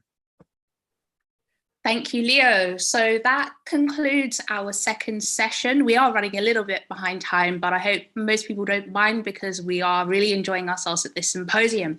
So we're now going to enter into the third session. This is on another subject which most people don't have much of a clue about, but however, I think being in London right now and hearing about the fires that took place, I think this is a very, very important subject. And of course, at Birthmark of Africa, we are a research institute that specializes in human rights and climate change. So the third session is climate change, which is going to be done by Amok Alekaletti. He is a political ecologist, member of our working group. He deals with the regions of Switzerland, North Europe, also Greater Arabia and Central and East Africa. So without further ado, Amok, you've now begun the fourth session. You now have the floor. Thank you very much, Chair. I hope everyone can hear me. So this segment will address how climate change impacts the human rights situation of people of African descent and how climate change is related to the ongoing legacies of colonialism and the Trans-Atlantic and Trans-Saharan trades in enslaved Africans. Later on, my colleague, Priscilla, our chair, will provide some closing remarks on this topic. And participants will also have the opportunity to provide recommendations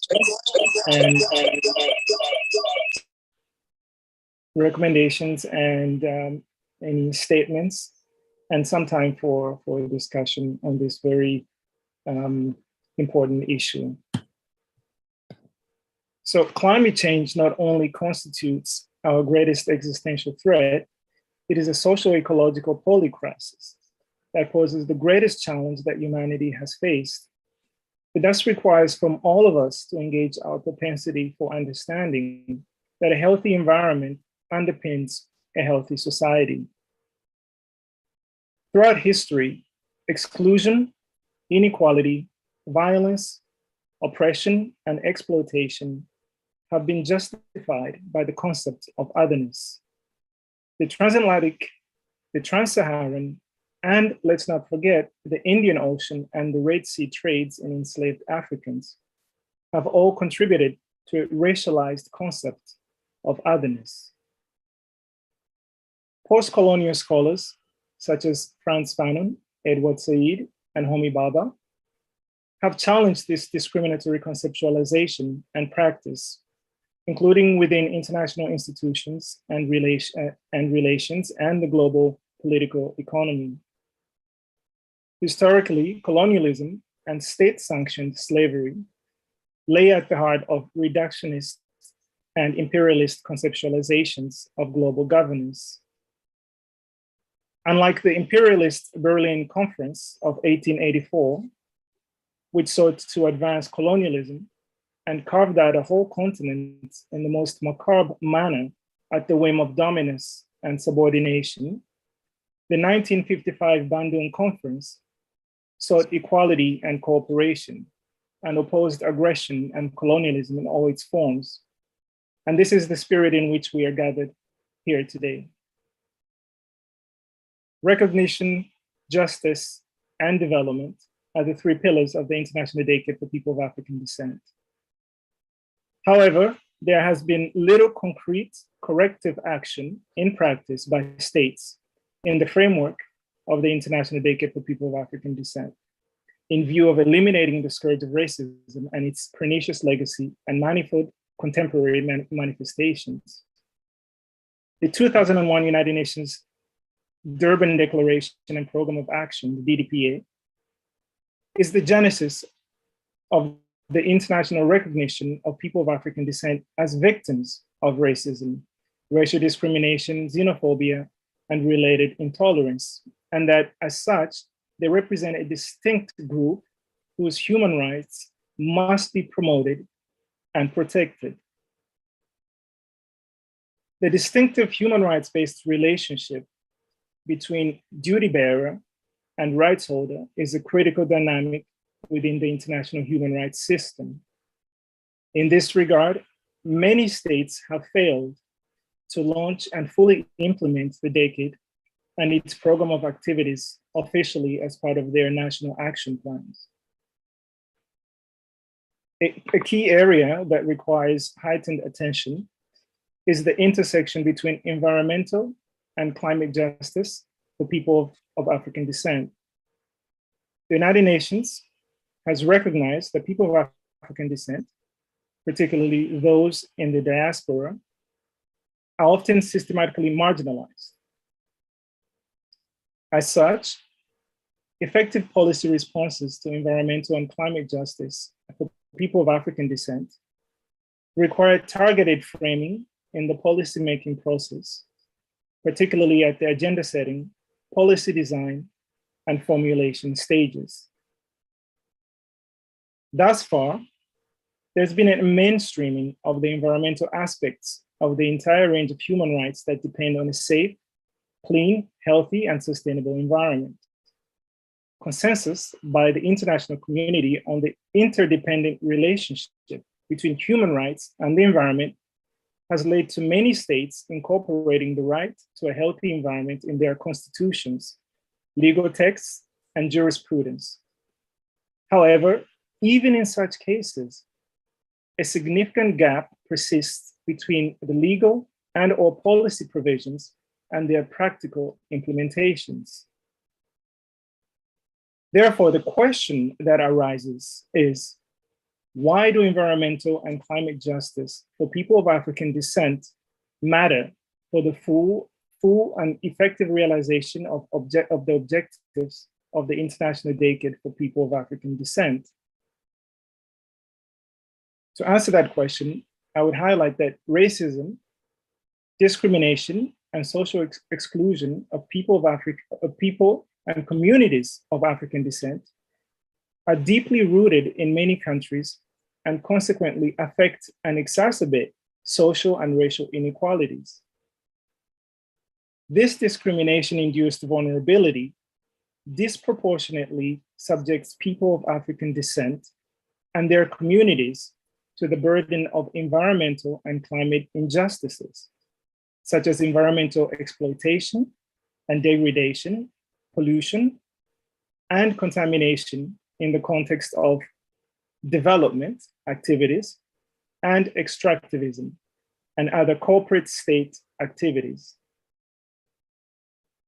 This harmful climate of discrimination undermines the ability of people of African descent to fully and effectively enjoy several human rights related to the environment, giving rise to gross structural inequalities.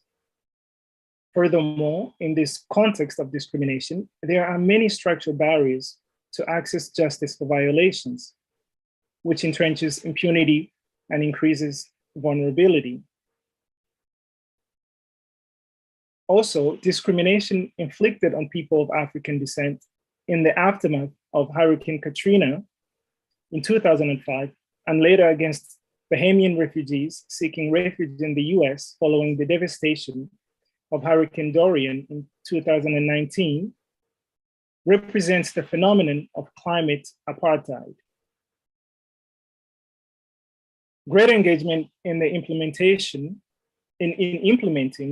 international instruments and mechanisms on racial discrimination is particularly pertinent in countries where parts of the population have historically been disproportionately impacted and victimized by environmental policies on the basis of race, such as the case of Afro-descendants in Colombia, in Honduras, Mexico, Brazil, the United States, and in many other countries. Also really critical to this question of climate change and its impacts is the question of the issue of women and girls.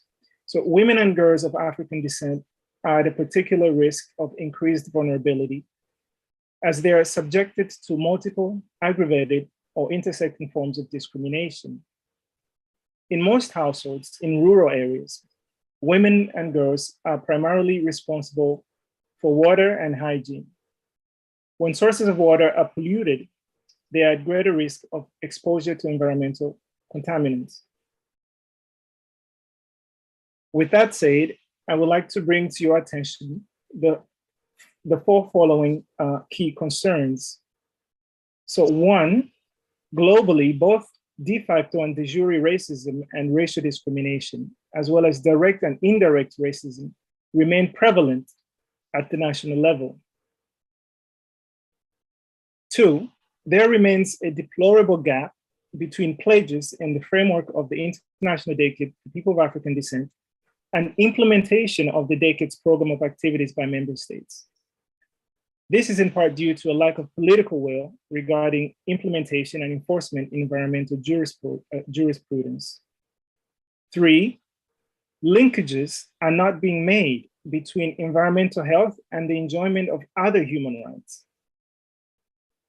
This is in part due to a significant gap in the collection and dissemination of disaggregated data by states, in particular, race and gender disaggregation. And lastly, four, fossil fuels and extractivism are major causes of environmental and climate change injustice, compounded by the lack of inclusion in decision-making regarding environmental policies. In conclusion, it is worth mentioning that there have been commendable efforts at the international level in the area of recognition. That is recognition for people of African descent, of course. However, under no measure can the international community claim meaningful progress with regards to specifically environmental and climate justice, and in general, racial justice and equality for people of African descent. In fact, this is admittedly a demonstration of weak commitment by states in fully and effectively engaging the International Decade for People of African Descent as a global framework for racial justice and equality. All three pillars of the decade play a role in addressing environmental and climate justice for people of African descent. However, justice and development are key in bringing about meaningful change and must be fully implemented by all member states in order to leave no one behind, beginning with the furthest left behind, and that is people of African descent. So with that conclusion, I would like to invite all participants to provide us with recommendations on how states and all stakeholders could advance the situation of the human rights situation of people of African descent as it relates to climate change. Thank you so much, Amok, for that very important statement and information that you've put forward, a brilliant presentation on climate change and much, much needed. You have so much extensive knowledge in this area. And I think that I'm looking forward to our session in October to November that we wish to do on climate change alone, which you are the Vice President of Birthmark of Africa, of course, and the head of climate change. I do wish to say that your two research assistants, particularly Malachi Robinson and Hannah Edwards, did some extensive research on climate change. They did so actually in relation to the UK, and there is actually a very important case that we wish to deal with. We do actually hope for Professor Maddie to be involved in this particular case that we wish to research. It's on a child. Her name is Ella Adu Kissy Deborah. She, in fact, is the first known person in the UK to have died of air pollution. And she was only 9 years old, and this took place in 2013, and it was only last year that coroners concluded, in fact, that she did die of air pollution. It made a material contribution to her death. In fact, the coroner, who was Philip Barlow, said that there was no safe levels of particulate matters in the air and calls for a national pollution limit to be reduced. One thing I would like to ask Amok is your expertise on how do you think that can be done, I guess in the UK, but particularly in Europe. How do we call for a reduction? How do we actually, let's say, implement a reduction in pollution limits? How do we do that?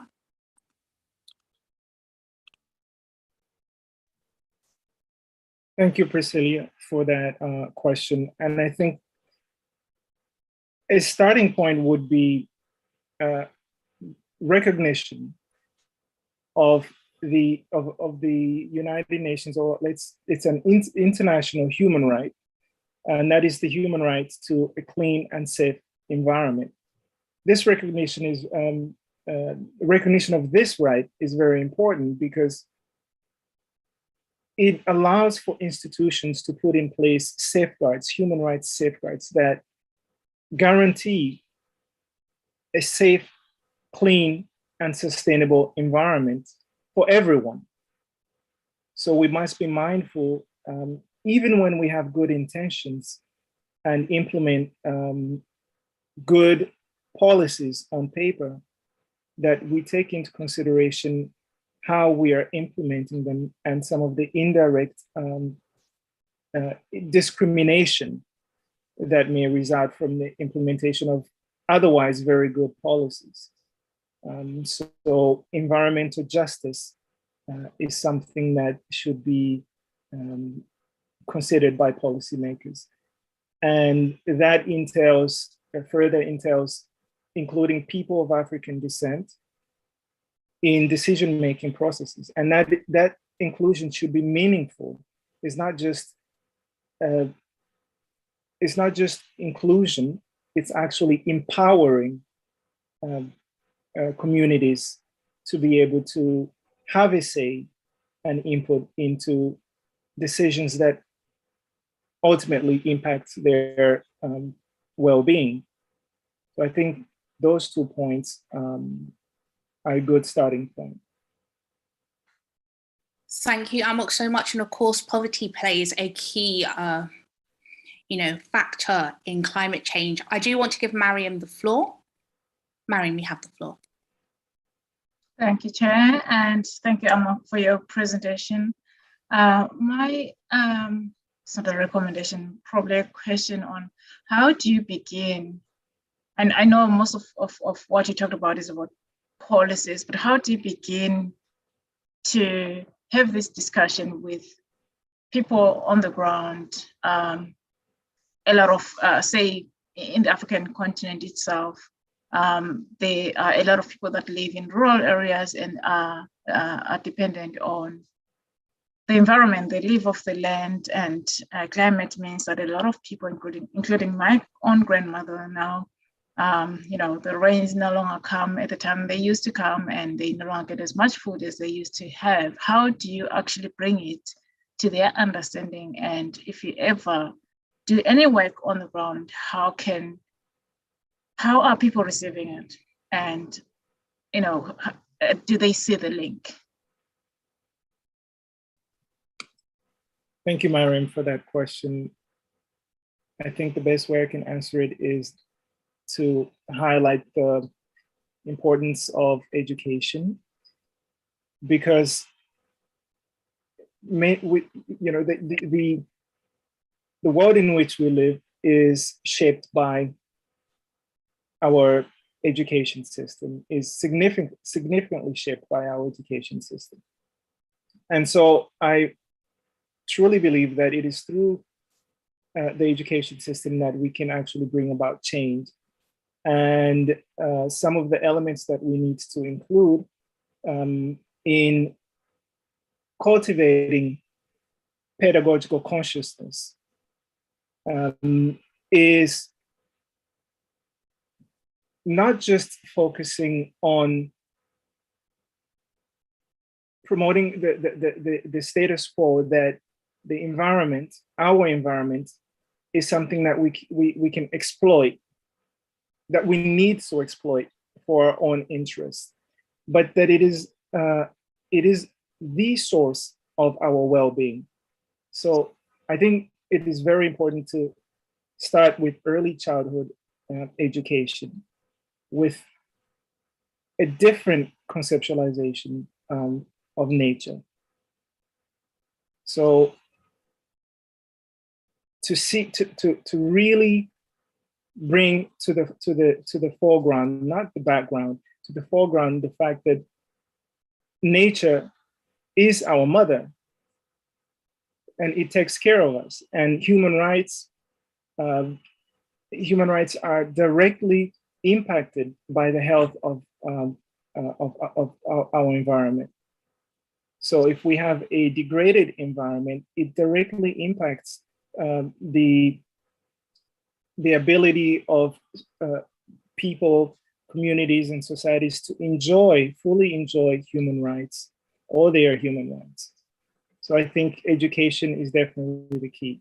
We need to teach a different way.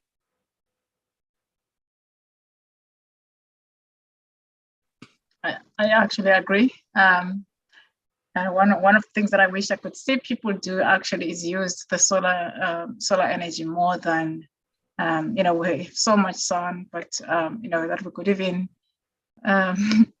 share and make money out of it, but it doesn't seem to be the case. I wonder if it's lack of political will, or is it something else? But yeah, it's really been great to hear your recommendations. Thank you. Thank you so much, Mariam and Amok. I'm going to give the floor to Dr. Jiva. Because of time, we do need to move on, but Dr. Jiva, you have the floor. Amok, I was just going to add to your statement about, I think our communities, our ancestors, grandparents, they knew how to live in balance with nature more so than we do nowadays. So I think part of, I don't know if it's not necessarily teaching them, but rather reinforcing that what they were doing and what they're doing in some cases are a lot better than some of the things that are coming up. So I think absolutely honoring our indigenous knowledges and ways of knowing and ways of doing things, and then trying to figure out how do we then add the more modern ways of doing things onto it, but not to eradicate what they were doing, if that makes sense. Absolutely. Thank you, Dr. Jifa, for that. Actually, that is something that I forgot to mention, but it's definitely key. And I would definitely encourage governments and all stakeholders to really look to strengthen links between indigenous communities and contemporary societies, that because there is a gap between, because indigenous societies, they really play a key role in how we move forward, because one, they have the practice. All of us may be talking about the theory of how things could be different, but indigenous peoples have the practice, they practice, that is their reality. If they don't, they're at the forefront. So a lot of the effects of climate change, they're living them right now. It's not something in the future. They're really feeling them. They're among the most impacted, affected peoples, together with people of African descent. So indigenous peoples are amongst some of the most affected communities. So it is important to really connect with them and learn from their practices, sustainable practices. Absolutely. Thank you so much for that. And I think that we have a few comments in the comments section, but thank you, Mariam and Dr. Jifa, for contributing to this very important session on climate change. So without further ado, this closes our third session, although we really do want to talk more about climate change because it's such a pressing issue and at the forefront of the global discussion at the moment. But we do have another session, which I do want to go over to. We are going to now open our fourth session, This is on well-being and health. This is going to be presented by Dr. Jifa Dorduno, and she is an assistant professor and a member of our working group. In terms of geography, she covers the area of the UK, should also say Canada, South Europe, West Africa, Australia, and the Middle East. So without further ado, Dr. Jifa, you are now in session 4. You now have the floor. Thank you so much, Chair, and thank you all for being here today. I was a member of the 2021 cohort of the UN Fellowship, and I just want to thank all of you for being here and for those of you in cyberspace for joining in. I want to acknowledge that I'm joining you from the traditional and ceded territory of the Lekwungen people here on the Coast Salish Sea. To open up the session on well-being, health, and the living legacies of colonialism and transatlantic and other trades of enslaved Africans, I have to admit that we can't do justice to the topic in the short time that we have. And now that we're actually officially over time, we absolutely can't do justice to it. But I do want to just say a few things to highlight and to guide our discussion. Firstly, you can't open any health or medical or any health-related textbooks without seeing outrageous statistics about the number of people of African descent or Black people who are dying of all different types of diseases. So first thing I want to say is that the gene, and this has been already highlighted, but the gene biodiversity on the African continent far exceed the biodiversity on the planet. Put it another way, if the biodiversity on the continent is a circle, the biodiversity outside of the continent is just a section of that circle. This is what led many to believe that life must have started on the continent and spread outwards. I bring this up to remind us that people of African descent are a very genetically diverse groups of people. And so any commonality that we see with regards to our health profile must therefore be grounded in our social circumstances and not in our biology. We don't have some faulty genes that is causing us to die more often of cardiovascular diseases, diabetes, and all have you not. There has to be something going on in the environment. Secondly, we know that the environment that we live and work in contribute 50 to 60% to our overall health. So if we truly understand this, we can begin to acknowledge the trauma that enslavement has on the health and well-being of the descendants of the enslaved, or the trauma of genocide, war, famine has on the parent and therefore their offsprings. Intergenerational transmission of oppressive and traumatic effects of historical events to younger generations is real. And this is not only talking about the epigenetic changes that happen in the person's genomes, but also the sort of clinically observable intergenerational effects of the trauma that the offsprings have to live with. This lens provides us with an understanding of the persistence of the health problems that people of African descent globally are experiencing. Understanding the contribution of the environment to the health and the well-being also help us recognize the deadly nature of racism. Racism kills. We know that, not just racism in the sense of a police officer shooting you, that type of racism, but racism that you experience on a daily basis kills. I don't need to tell you this, but our skin color has over the years been used as a weapon against us. And racism is embedded in everything we do, from everything that you've talked about, my colleagues have talked about, whether it be in a financial system, the labor system, the healthcare system, and beyond, impact our health. After all, the World Health Organization defines health to be a state of complete physical, mental, and social well-being, and not merely the absence of a disease. The experiences of racism have also been shown. There's been experiments done involving African-American students where, before an exam, if they asked them 2 different occasions, one, they did the exam, the other time they did the exam again, and this time they asked them to put their race down on the paper before the exam. What they saw was that even the act of asking somebody to declare their racial grouping caused cardiovascular decompromisation. So their blood pressure went up, their heart rate went up. So what does that mean? That means that if you're living in a racist society where each day, everything that you do, it's all about what you look like, about the color of your skin, that cardiovascular experiences that you're having, multiply that by 10 years, 20 years, 30 years. If you do that, then you see why is it that people of African descent are presenting with higher blood pressure, presenting with diabetes, obesity linking, relating to the availability or inavailability of fresh fruits in certain parts, other health respiratory diseases because of climate change and living in situations where there are just greater pollution and noise and all of those sort of stuff.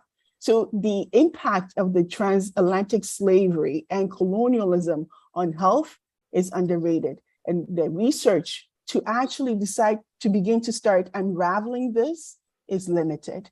And so I know that we're running out of time, so I kind of cut to the end of my statement here. No, keep going, keep going. Okay, and so to address the well-being and the health of people of African descent, globally, we have to start combating racism in all of its forms. We talk about systemic racism, but there is individual racism, that all of those things need to be confronted. We have to pay close attention to the intergenerational trauma that some of us are carrying and suffering from, and find ways to support those people in their lives. We have to also pay closer attention to disorders that are predominantly affecting our people. Namely, I'm thinking here of sickle cell anemia and other forms of anemia that are not getting the funding or the research or the access to the treatments that are available. We have to ensure that we have adequate and timely access to diagnostic tests that are free of scientific racism. Your skin color, my skin color is worked into a lot of different algorithms out there where when I show up and I'm sick, the algorithm is telling the clinician that she's not that sick. Whether it be even the pulse oximetry that we use in the hospital, that not picking up the amount of oxygen that is in your blood to show that that person is actually quite ill and needs advanced therapies. Those things need to be addressed. We must advocate for pharmaceutical and biotech companies on the continent of Africa so that when there are these emerging and re-emerging threats, they can respond in a timely manner. We must ensure, and this one, I'm really passionate about it, but we must ensure that our healthcare workforce within the continent have adequate support in terms of resources and tools, as well as social programs like sick pay and life insurance. To date, countless numbers of healthcare workers on the continent have been infected or have lost their lives in this particular pandemic due to monkeypox outbreak in this 2017. It didn't start in 2022. It was going on in 2017 and nobody received any vaccination for that. The Ebola crisis, a lot of healthcare workers were either infected or die, and many other health crises over the years. Establishing a sick pay and life insurance can potentially minimize sort of the financial burden that a child would have to suffer when their parent dies because of acquiring a disease on the job, but it also can provide support to the healthcare providers who put their lives on the line every single day for their communities. My friends, I know the challenges that we face are enormous, but our resolve as people is far greater. Our societies have existed millennia before colonization, before the enslavement. And I want to believe that our ancestors knew a thing or two about living in balance with the environment and honoring the diversity that nature has. Nature is not our slave, or nature doesn't cater to us. We must cater to nature. We must learn to live in balance with nature. I also want to believe that we can leverage, and there's Leo's word there, leverage our collective wisdom and expertise to address many of the issues that we face to better our own health and wellness and then that of our children for generations to come. So I'm looking forward to having this conversation and hearing your suggestions and recommendations. Wow, thank you, Dr. Jiva. We're not letting you go there. We're not closing this session because I want to open this up to Professor Maddie and also Lee, who both deal with well-being. But I remember us having a conversation. I told you that in the UK, Black women are 4 times more likely to die during pregnancy than their white counterparts. And I remember speaking to you about a potential recommendation, which was to allow for those women to access medical care outside of working hours, because we find in the UK that they're more likely to be the breadwinner and therefore not attending their appointments. But you came up with something that was very crucial in relation to the fact that they may be accessing the care, but are they still going to get the care when they get to their appointment? So tell us a little bit about that, and then we'll come on to hopefully Professor Maddie and Lee. Thank you for bringing that up. So this notion of racism, like I said, and we've all highlighted this, is very complex. And oftentimes we jump to sort of the low-hanging fruit, which is let's just hire more, people of African descent. I'm not saying that that's not helpful, but there's a lot of other things that need to happen in concert to ensure that we can see the outcomes, that we're looking for. So here in BC, in Canada, we had done a study of people of African descent here, and over close to 65% of them have experienced or have verbalized concerns with engagement with the healthcare system. So what does that mean? That means even when the service is readily available, when you get there, what is the experience like? And if you get a poor experience, does that make you want to go back the next time? Probably not, right? So we've seen this over and over again where, the research tells us that people of African descent, mostly using the US data, they show up to the hospital so much sicker than their white counterparts. And what is that? What does that mean? Well, they're obviously avoiding the health system because the health system hasn't been kind to them over time. And so now they show up far more sicker than, and some of the resources we have may not be able to really reverse course. So yes, it's important to pay attention to, the timing of the services, but also important to make sure who is there. Is that person aware of what racism is? Are they being anti-racist in their approach to the patient? Are they following up with the person? Are they relating to the person in a way in which the patient feels respected, listened to, and all of those things? Because if that doesn't happen, you can open that clinic 24/7 and nobody's walking through that door. And again, your outcomes wouldn't ultimately change. So I'm not saying that those things are not important. I'm just saying that the data is also showing us that relational aspect, when you get to the care, is crucially important. Professor Maddie. Yeah. Hi.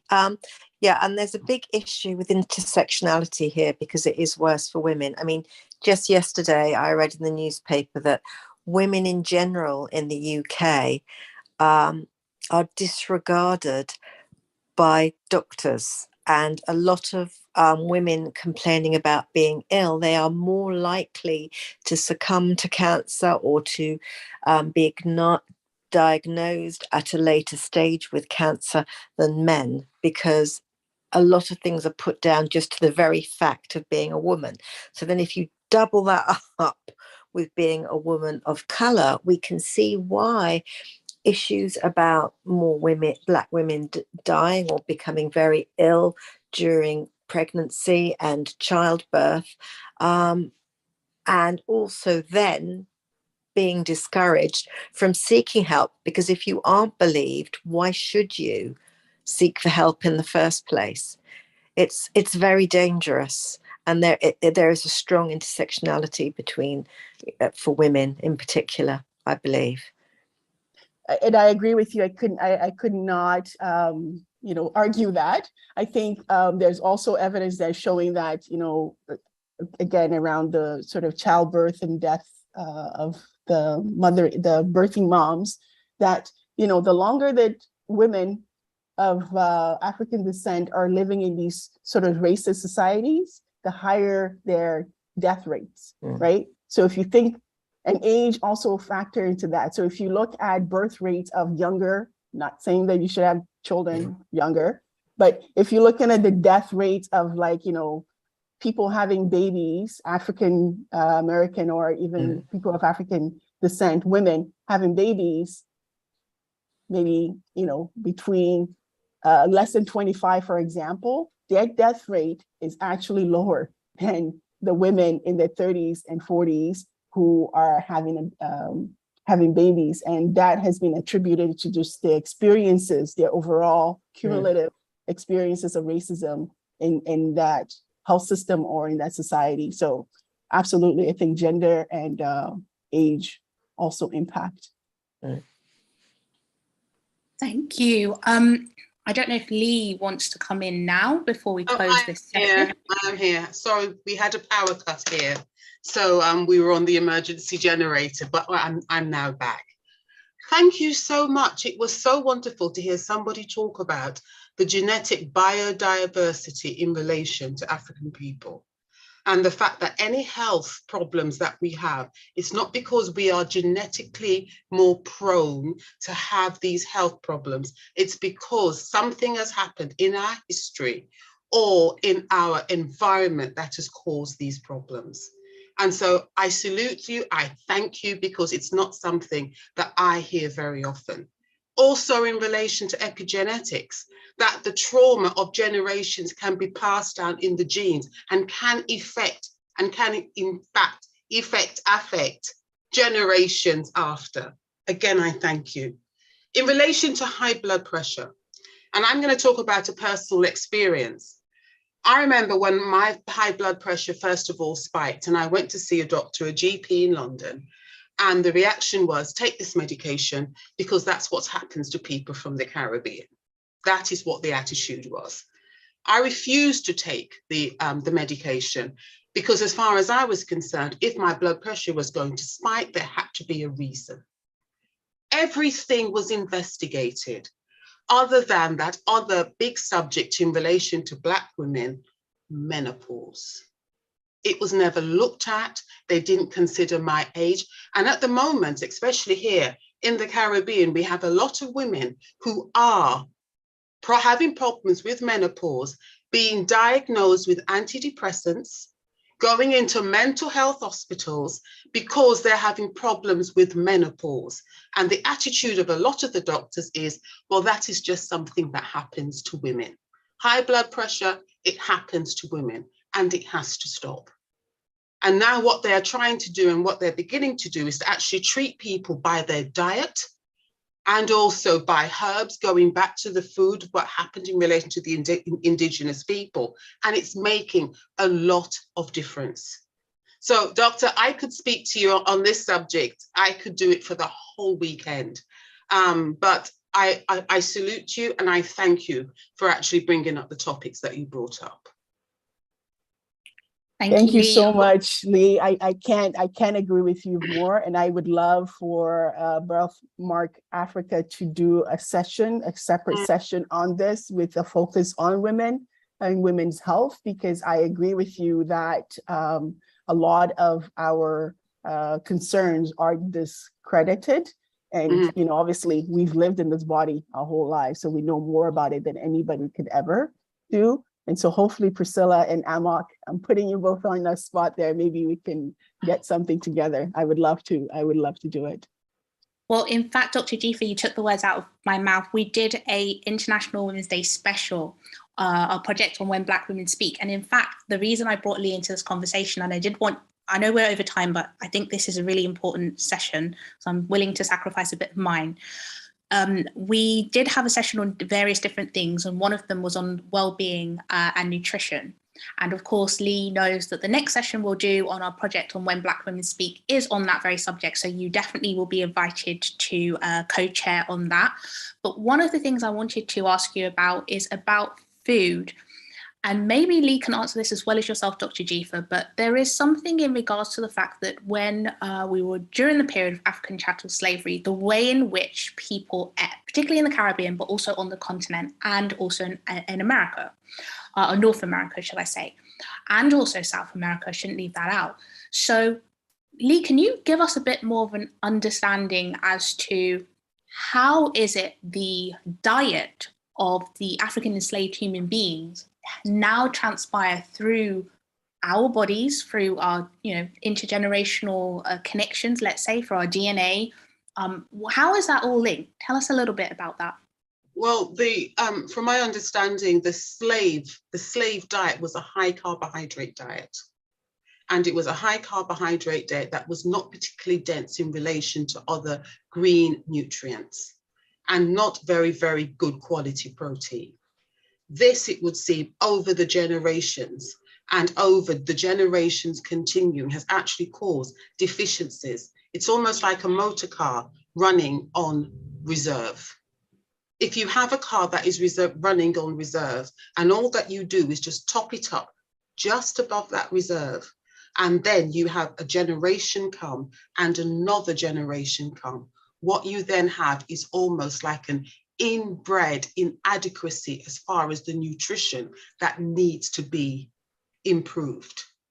And that is what has happened. Funnily enough, what they've actually found out is that a lot of the so-called diet that we had in relation to high starchy foods and the resisted high starchy foods has actually been good to some cases in relation to certain disorders like diabetes. But with that also came a high incidence of sugar, because the Caribbean is about sugar beet, it is about sugar. People put sugar in absolutely everything. And so therefore, the diet, the nutrition, what was being grown in the Caribbean has had an adverse effect on our bodies and on our health over the generations.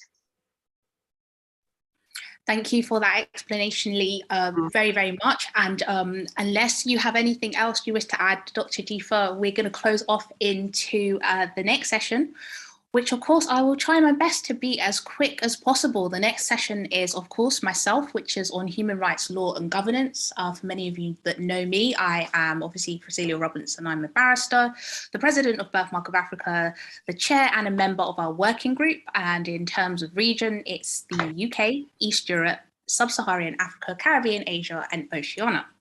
So let's begin this session. I'm very happy to enter into this session because I know that we have quite a few persons. In fact, this really covers everything that we were talking about. So anything that anyone wants to say, I'm looking forward to hearing about it. But let me really get into this.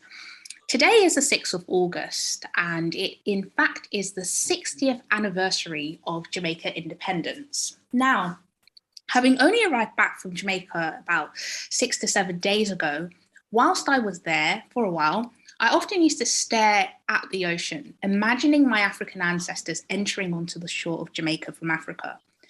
I wondered how they survived through the period of African chattel slavery and colonialism. One thing for sure, of course, they survived. That's why I'm here.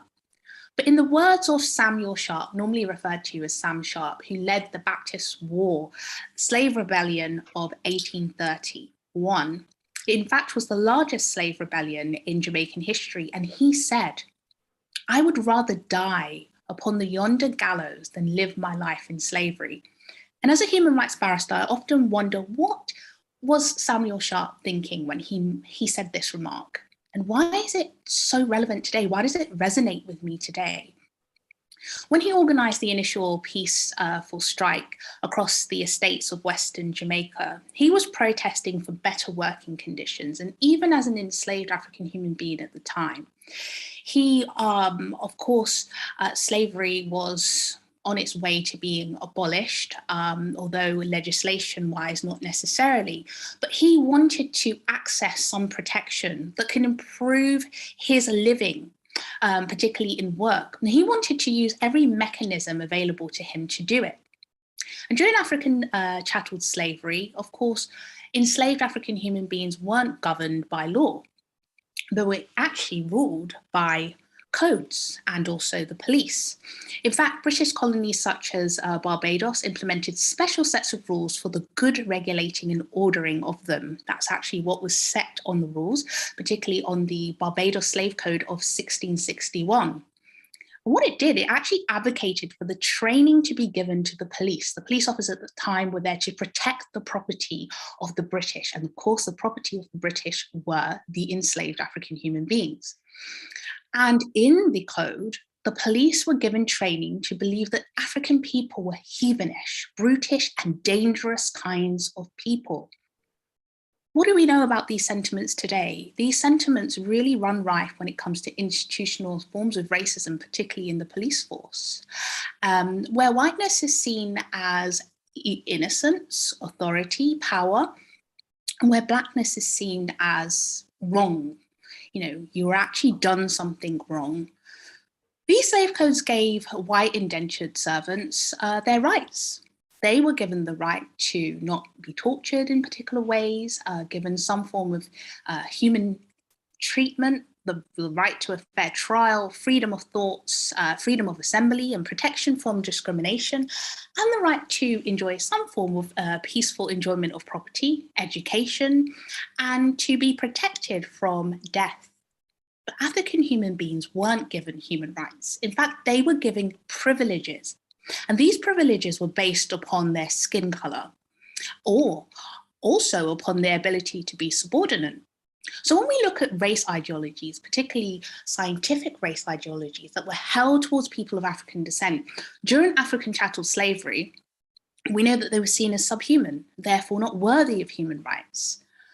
Many would say, but in contemporary times, the world of which we live in today, equality is given to all. It's written in legislation and all can access it. But just like Sam Sharp, he fought for the right to access justice and policies. And that's the problem. That's the legacy that still endures. The fact that people still have their freedom of African descent in the sense of free from physical bondage, what access to human rights do they have? And are those accesses based upon ideologies of race? So when it comes to the application of our human rights of law and governance, are we as people of African descent an afterthought? Yes, we are often forgotten when it comes to the law, and the law is used as a way to dehumanize us as people of African descent and enhance societal racism. Giving you an example of the Windrush generation, descendants of enslaved African human beings who have been subjected to generational forms of racism, including colonialism, they have created and adopted coping mechanisms in a way to deal with racism. And today we've heard a lot about racial trauma. But the Windrush scandal that took place should never have happened. And many of you that don't know about it, I'll tell you a little bit. Up until the 1st of January 1973, the Windrush generation were British subjects. These were people that came from the Caribbean, from the continent of Africa, and really what we would call now the Commonwealth. And they were British subjects by virtue of being born on the British colony. And let's give you an example, the British colony of Jamaica. And that was contrary to the law known as the British Nationality Act of 1948. There was no restriction on them travelling to the UK. They were seen as freely landed. They didn't require a travel document, but many of them actually had British passports and travelled on those British passports, such as my grandparents when they came to London. But the Immigration Act of 1971, however, prohibited any further citizens of those former British colonies, referred to now as Commonwealth citizens, from entering the UK without permission, unless they had arrived before 1973. Anyone fitting this criteria was happy, they were happy for them to enter. They were given the automatic right of the right to remain. They were given settlement rights. And therefore, that meant that their children could come over up until 1988. But let's look at the law that changed that. The Immigration and Asylum Act of 1999, which gave protection as time evolved to long-standing residents of the UK from the Commonwealth countries from enforced removal, didn't have this particular legislation transferred to the Immigration Act of 2014. And that was the act that gave rise to the Windrush scandal. The political Windrush scandal of 2018 saw scores of people, hundreds of people, wrongly detained, denied their rights, and threatened with deportation by the UK Home Office. And this was introduced by one of the governments due to the implication of the hostile environment. It made it very difficult for illegal immigrants to settle in the UK. But unfortunately, this law made those of the Windrush generation who were British subjects fall foul of these new rules. The Home Office, through their policies, and remember we talk about law, governments, and the policies, they also kept no records of those who were granted leave to remain. And this made it very hard for the Windrush generation to prove their legal status. In fact, the Windrush generation's landing cards were destroyed by the government in 2018. The government say that more than 160 members of the Windrush generation were wrongfully detained and deported, and some of them died. But what do we do when something goes wrong in law, when law or policy becomes discriminatory or unfair? We in the UK offer compensation. Now let's look at that. In relation to the Home Office and the compensation scheme, we understand that from the end of September 2021, only 21% of the estimated 1,000, well, let's say 15,000 eligible candidates for this Windrush compensation scheme have received compensation. In fact, only 5.8% of them have received compensation.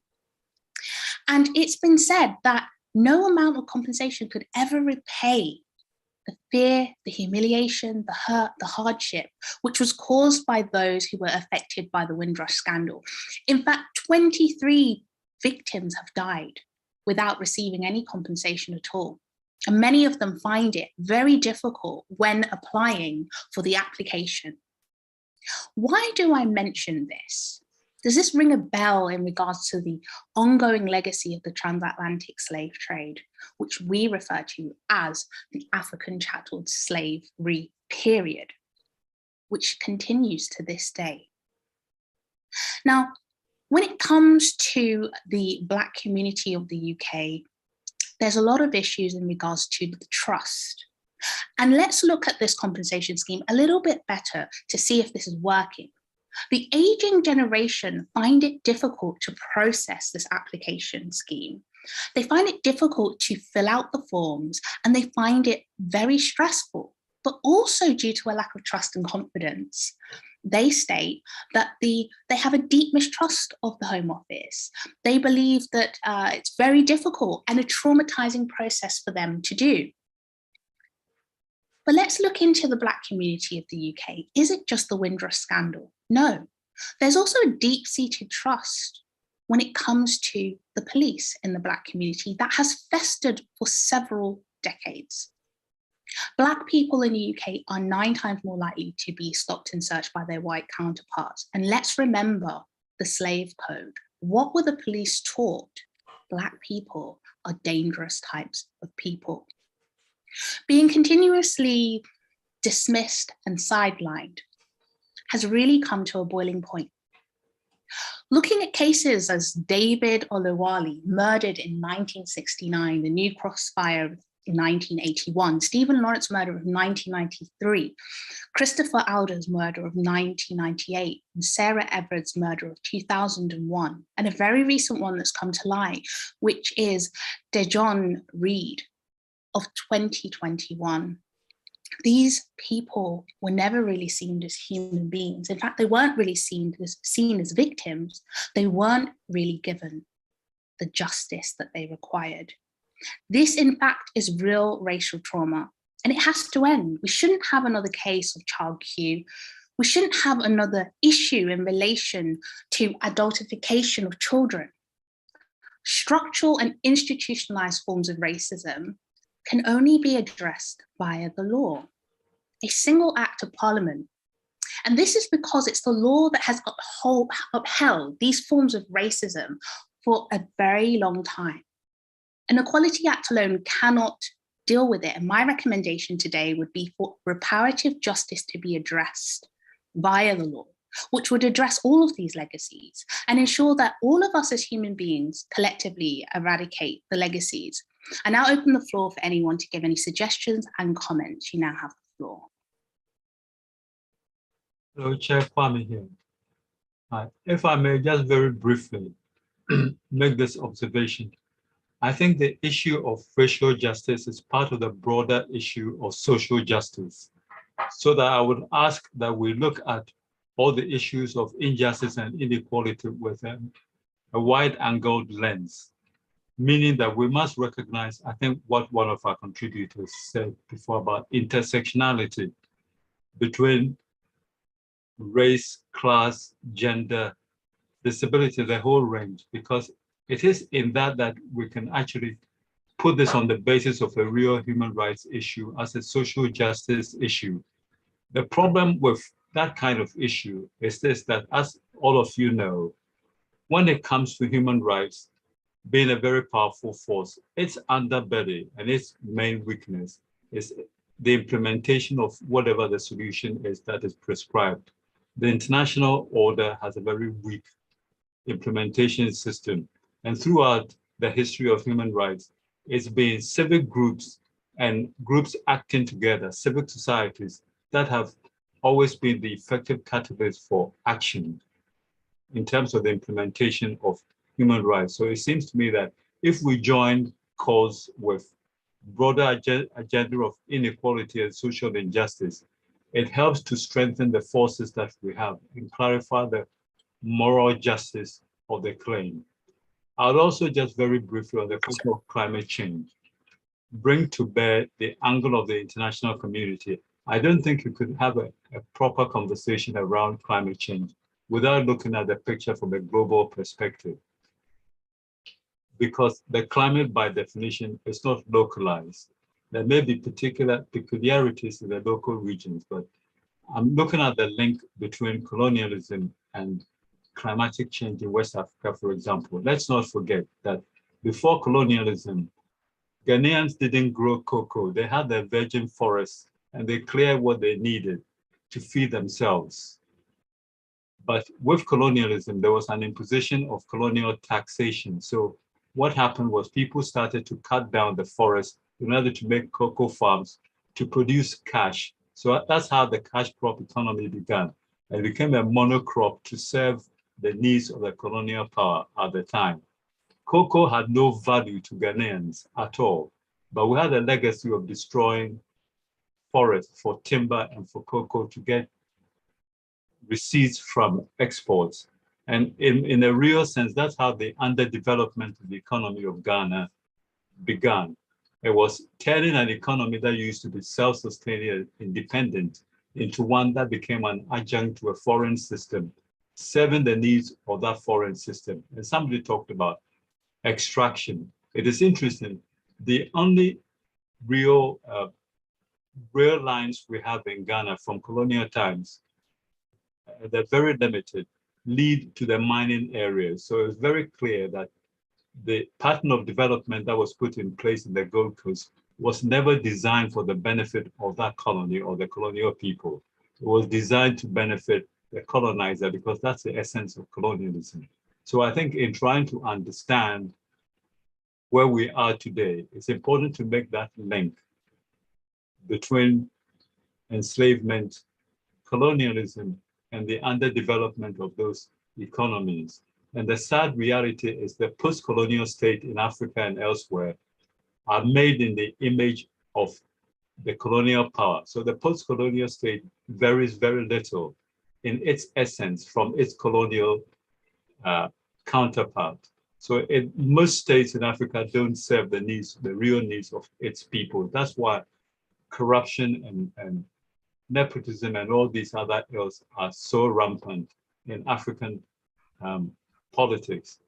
I'm told that somebody took a contract in Ghana to dump a whole mass of toxic waste in Ghana when we know we don't have the ability to process them. But whoever made that politician, and I'm sure there was a politician who sanctioned it, probably a multimillionaire overnight at the expense of their own people. This is replicated across the continent. So I think it's important to make common cause. So when you are cooperating at the level of climatic change, it's important to remember, for example, that the pattern of rainfall in West Africa is a pattern that affects the whole of West Africa. So deforestation in one part of West Africa is bound to have an impact on the rest of West Africa.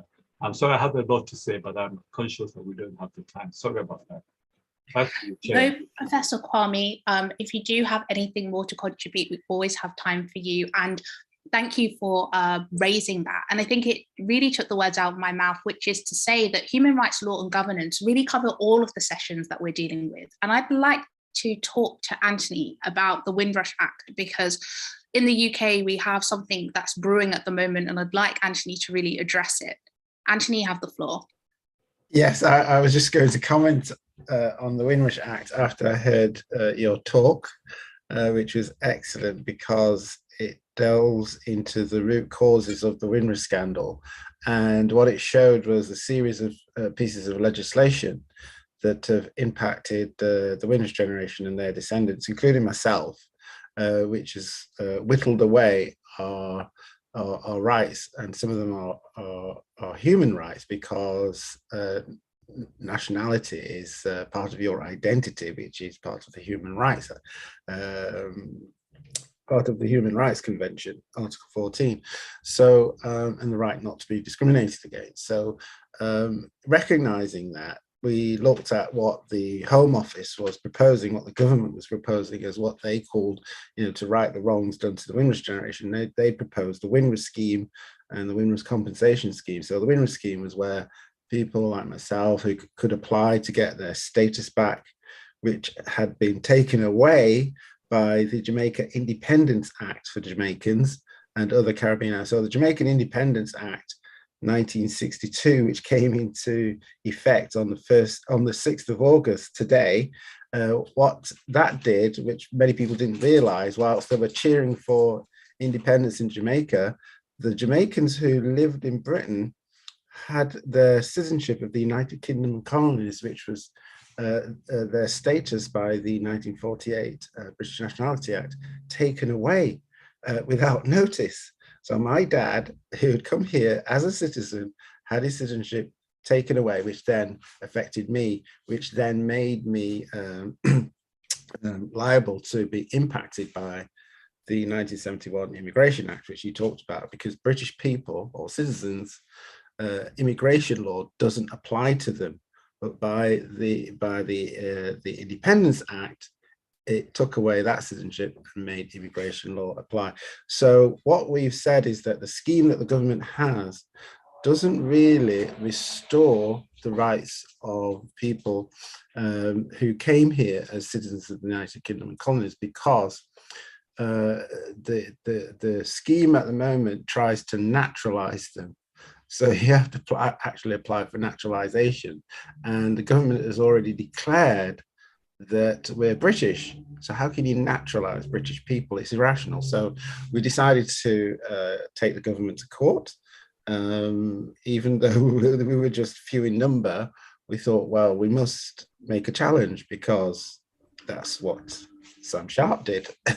That's what Trans-Saharan did. I mean, they were looking at a situation where they were facing overwhelming odds, but they stood up. So when we look at our history, we learned those lessons.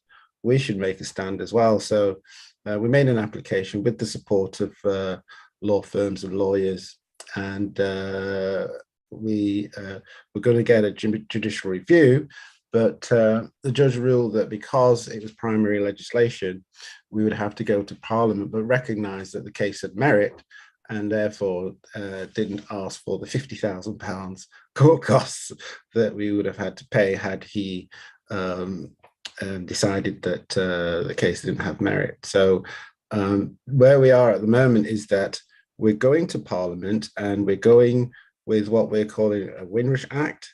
So we're looking at 5 themes: community cohesion, which is about how immigration law has divided our communities. So if we get amendments to the British Nationality Act to restore the citizenship of the Windrush generation, their descendants, then that will help us with the community cohesion issues. We're looking at criminal justice, so we're looking at race disparities in criminal justice. The data, you know, many of us know it, 9 times more likely to be stopped as a Black person by the police. We get higher sentences for the same crime. We get less remission. And so the disparities are just overwhelming there. We're also looking at education, health. We've heard about mothers being 4 times more likely to die in childbirth. So those are disparities, and of course disparities in work. And the legislation that we're proposing would put a duty on public bodies to tackle those disparities, or give a reason why those disparities existed, and it would be a cause of action. So groups or individuals could actually sue that body to actually do something about it. The government would also, through this act, have to provide funds. So we're calling it a Commonwealth Community Cohesion Funds, where organisations could bid for funding to do the work to tackle these disparities. So all the things that we've been talking about tonight in terms of disparities in women's health and in the trauma that we've suffered, we could look at the you know, how people were reacting to that nowadays and get the resources to actually do something about that. So it's very interesting, the discussions that we've been having and the presentations we've been having. I've been making all sorts of notes and to contact certain people for some of the research that they've done, because I'm thinking it's going to be very useful for this Windrush Act that we're working on. Thank you, Anthony. And it's really great that you raised the fact that during the judicial review, the judge actually said this has to be changed in law. It's not something that can go through courts. It has to come through legislation. And I think that although it's called the Windrush Act, it really is a reparative justice act, reparatory justice for really bringing, as you say, community cohesion, not just for people of African descent, but for all people, because as we know, this legacy affects us all. Yes. Regardless of our race. And in fact, I do want to bring 2 people in. I'd like to bring in Professor Kwame to talk about justice and its link to law in regards to the ongoing legacy, and also Professor Maddy in relation to not just racial trauma, but also in terms of the psychology behind this and how it affects people of all races. So starting off with Professor Kwame to talk about justice, please. Thank you very much indeed. As I said earlier on, I think the fight that we're engaged in is a fight for social justice. And I think once we badge it that way, we understand the context in which the law can be deployed. So it's important to draw a clear distinction between law and justice, because we know English law recognizes such a distinction. That's why in its history, a different department of English law called equity emerged in the Middle Ages, because there was a recognition that legal rules simply followed procedure and rules, but did not necessarily deliver justice. But in order to do what is fair, what is equitable, what is conscionable, you needed to measure law to the demands of the specific case that you have before you. So it's well recognized that law in itself does not deliver justice. So in the conversation that we're having about the Windrush Act, for example, I'm glad that we broadened the discussion to deal with the broader social justice questions in Parliament. So I think that's where success probably lies, because you have strength in numbers when you join up issues with other social justice issues. And also, but specifically on the question of law and justice, it's a real shame that Britain made its reputation at the international level as a state that obeyed the law. It was a key protector of the international rule of law. Unfortunately, successful generations of British politicians and governments seem to have rolled back from this important function that the United Kingdom has played in spite of its colonial past. And I'll give you a practical example. You know about the Chagos Islands, I'm sure, where you have Diego Garcia. It's a territory that belonged to Mauritius. And of course, Mauritius is a small island in Africa. Mauritius challenged the United Kingdom's assertion of sovereignty over the Chagos Islands. The two countries couldn't agree, so they did what all civilized nations do. They took the matter to the International Court of Justice. The International Court of Justice, there was a David and Goliath fight, as you can see. But in its wisdom, they found for the people of the Chagos Islands, for Mauritius, and decided that the people of the Chagos Islands had been removed illegally by the United Kingdom. You know what the UK response was to the ICJ judgment? We hear you, but we're not going to obey. We're just not going to do what you command us to do. Now, this is a state that at the highest level commands others to obey international law. So there's a huge problem with perceptions of law and perceptions of justice. So it is my recommendation that to make law effective in order to serve social goals, you do need law to be legitimate in the sense that it must have the common consent of the people in that particular society. That's why I'm a keen supporter of the sort of thing that we're doing here. Civic action, the actual feelings and actions of ordinary people who mass together because they feel strongly about a particular issue. A prime example is the Black Lives Matter movement. That movement, whatever your views may be about it, has been extremely effective in mobilizing awareness and consciousness. The same thing about the Windrush scandal. I mean, in my life here in the United Kingdom, I can't think of a single issue that has raised so much revulsion about the behavior of the state, where the state got up one day and decided we're going to create a hostile environment for migrant groups. And so pernicious were they, as you have heard, that they even forgot to protect their own citizens who have played such a wonderful role here, serving this country in a variety of ways. So the important lesson from the question you asked me, Priscilla, is that it is a mistake to assume that law or legal processes automatically carry justice, because law doesn't. The fight for justice is something that comes from society at large, and you need to democratize the legal process in order to make it accessible to ordinary people. For example, as was clear in the last presentation, even access to justice is a huge issue.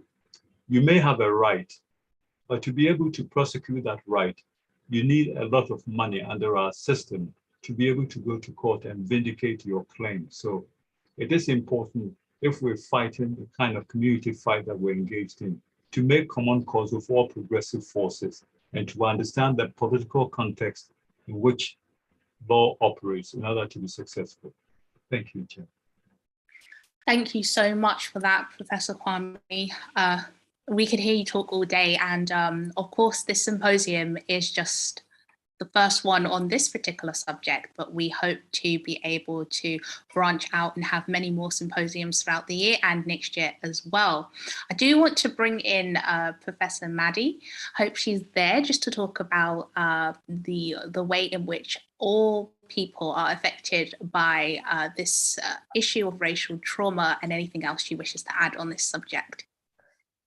Yes, and these will have to be my concluding remarks because we've run on and I've got some obligations. I'm nursing somebody who's sick at the moment. I need to get them to bed, sorry.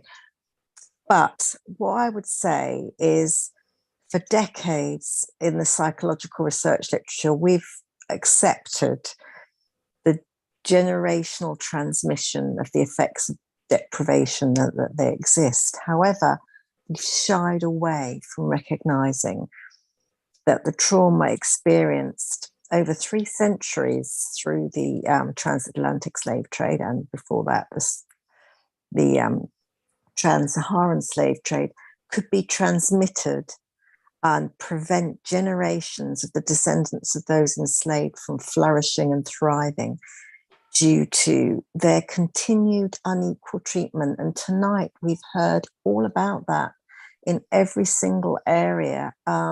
We need more research on it. The body of research is growing, I'm pleased to say, but we need the kind of research that you yourself, Priscilla, are doing. And I have to say it's a privilege to be supervising you.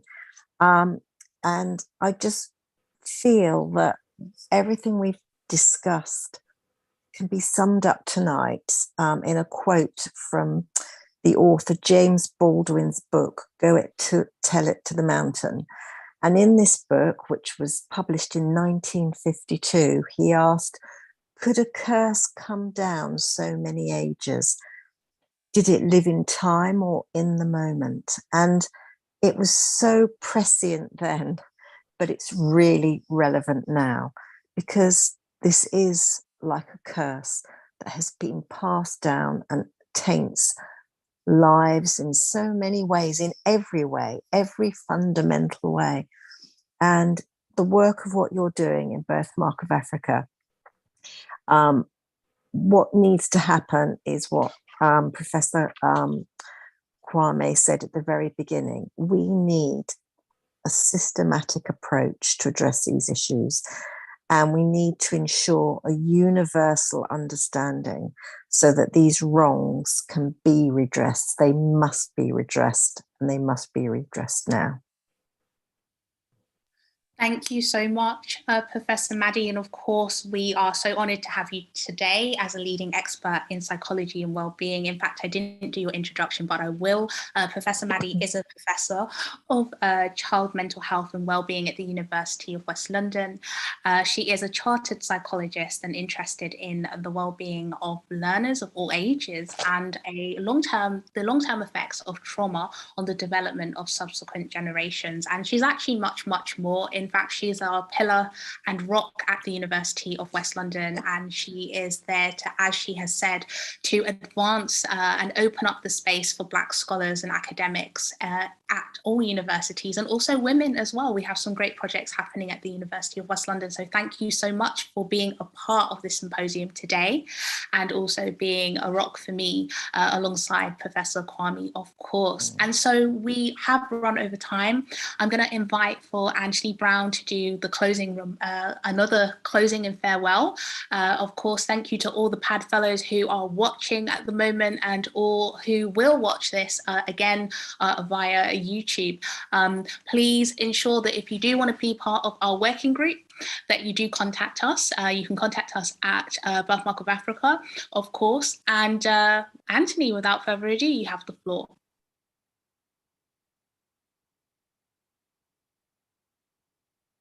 Okay. We can't quite hear you. I'm not sure if your mic is on mute.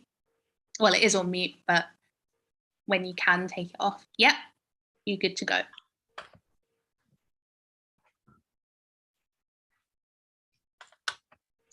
I'm the second Vice President of Birthmark of Africa and wish to thank our President and first Vice President of Birthmark of Africa. Thank you to my team, Birthmark of Africa, for facilitating, administering, and designing this event. Thank you to Priscilla Robinson, Miriam Bati, Leo Johnson, Amok Aliku Leti, and Dr. Idaifa Dodondo, the expert UN Fellows Working Group for People of African Descent, for hosting this event and contributing to its overall organization.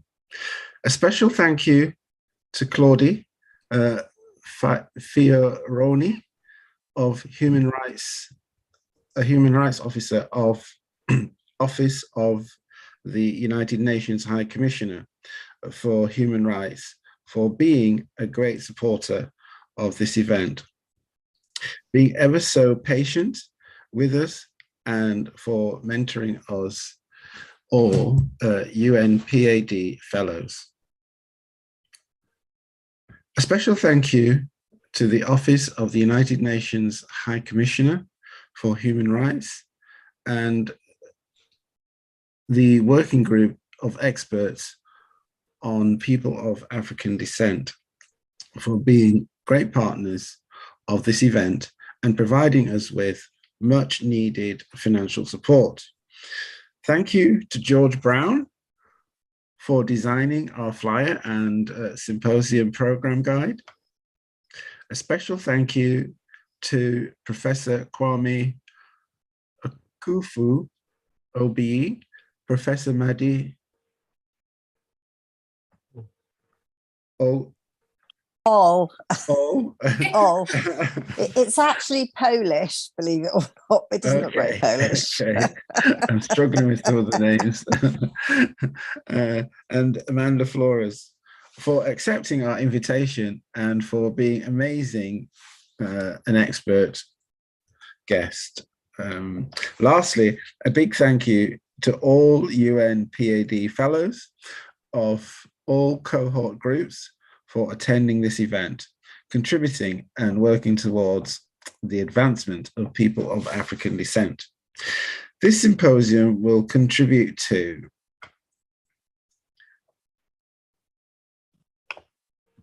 sensitizing UN member states and all other stakeholders to the above challenges and potential solutions to the harmful impacts of the ongoing legacies of colonialism and the Trans-Atlantic and Trans-Saharan trades in enslaved Africans of people of African descent globally. Full and effective implementation of the International Decade of People of African Descent, 2015 to 2024, as well as the Durban Declaration and Program of Action. Compliance with the International Convention on the Elimination of all forms of racial discrimination. Advancing the human rights situation of people of African descent. The recommendations discussed during the symposium will subsequently be collated, reviewed, and presented in both oral and written format on the 31st of August 2022 at a separate public event presided by the WGEPAD and EFWGPAD in commemoration of the International Day of People of African Descent. Please register for this event at www.thebirthmarkofafrica.org. Welcome to the Birthmark of Africa family, and see you on the 31st of August, 2022. Thank you. Thank you, Anthony, and thank you everyone for attending. We look forward to seeing our working group and all of our experts on the 31st of August 2022, as rightly said by Anthony, and looking forward to you all registering. So thank you for attending this symposium. It's been great, and I'll see you on the 31st of August. Take care. Thank you, Priscilla.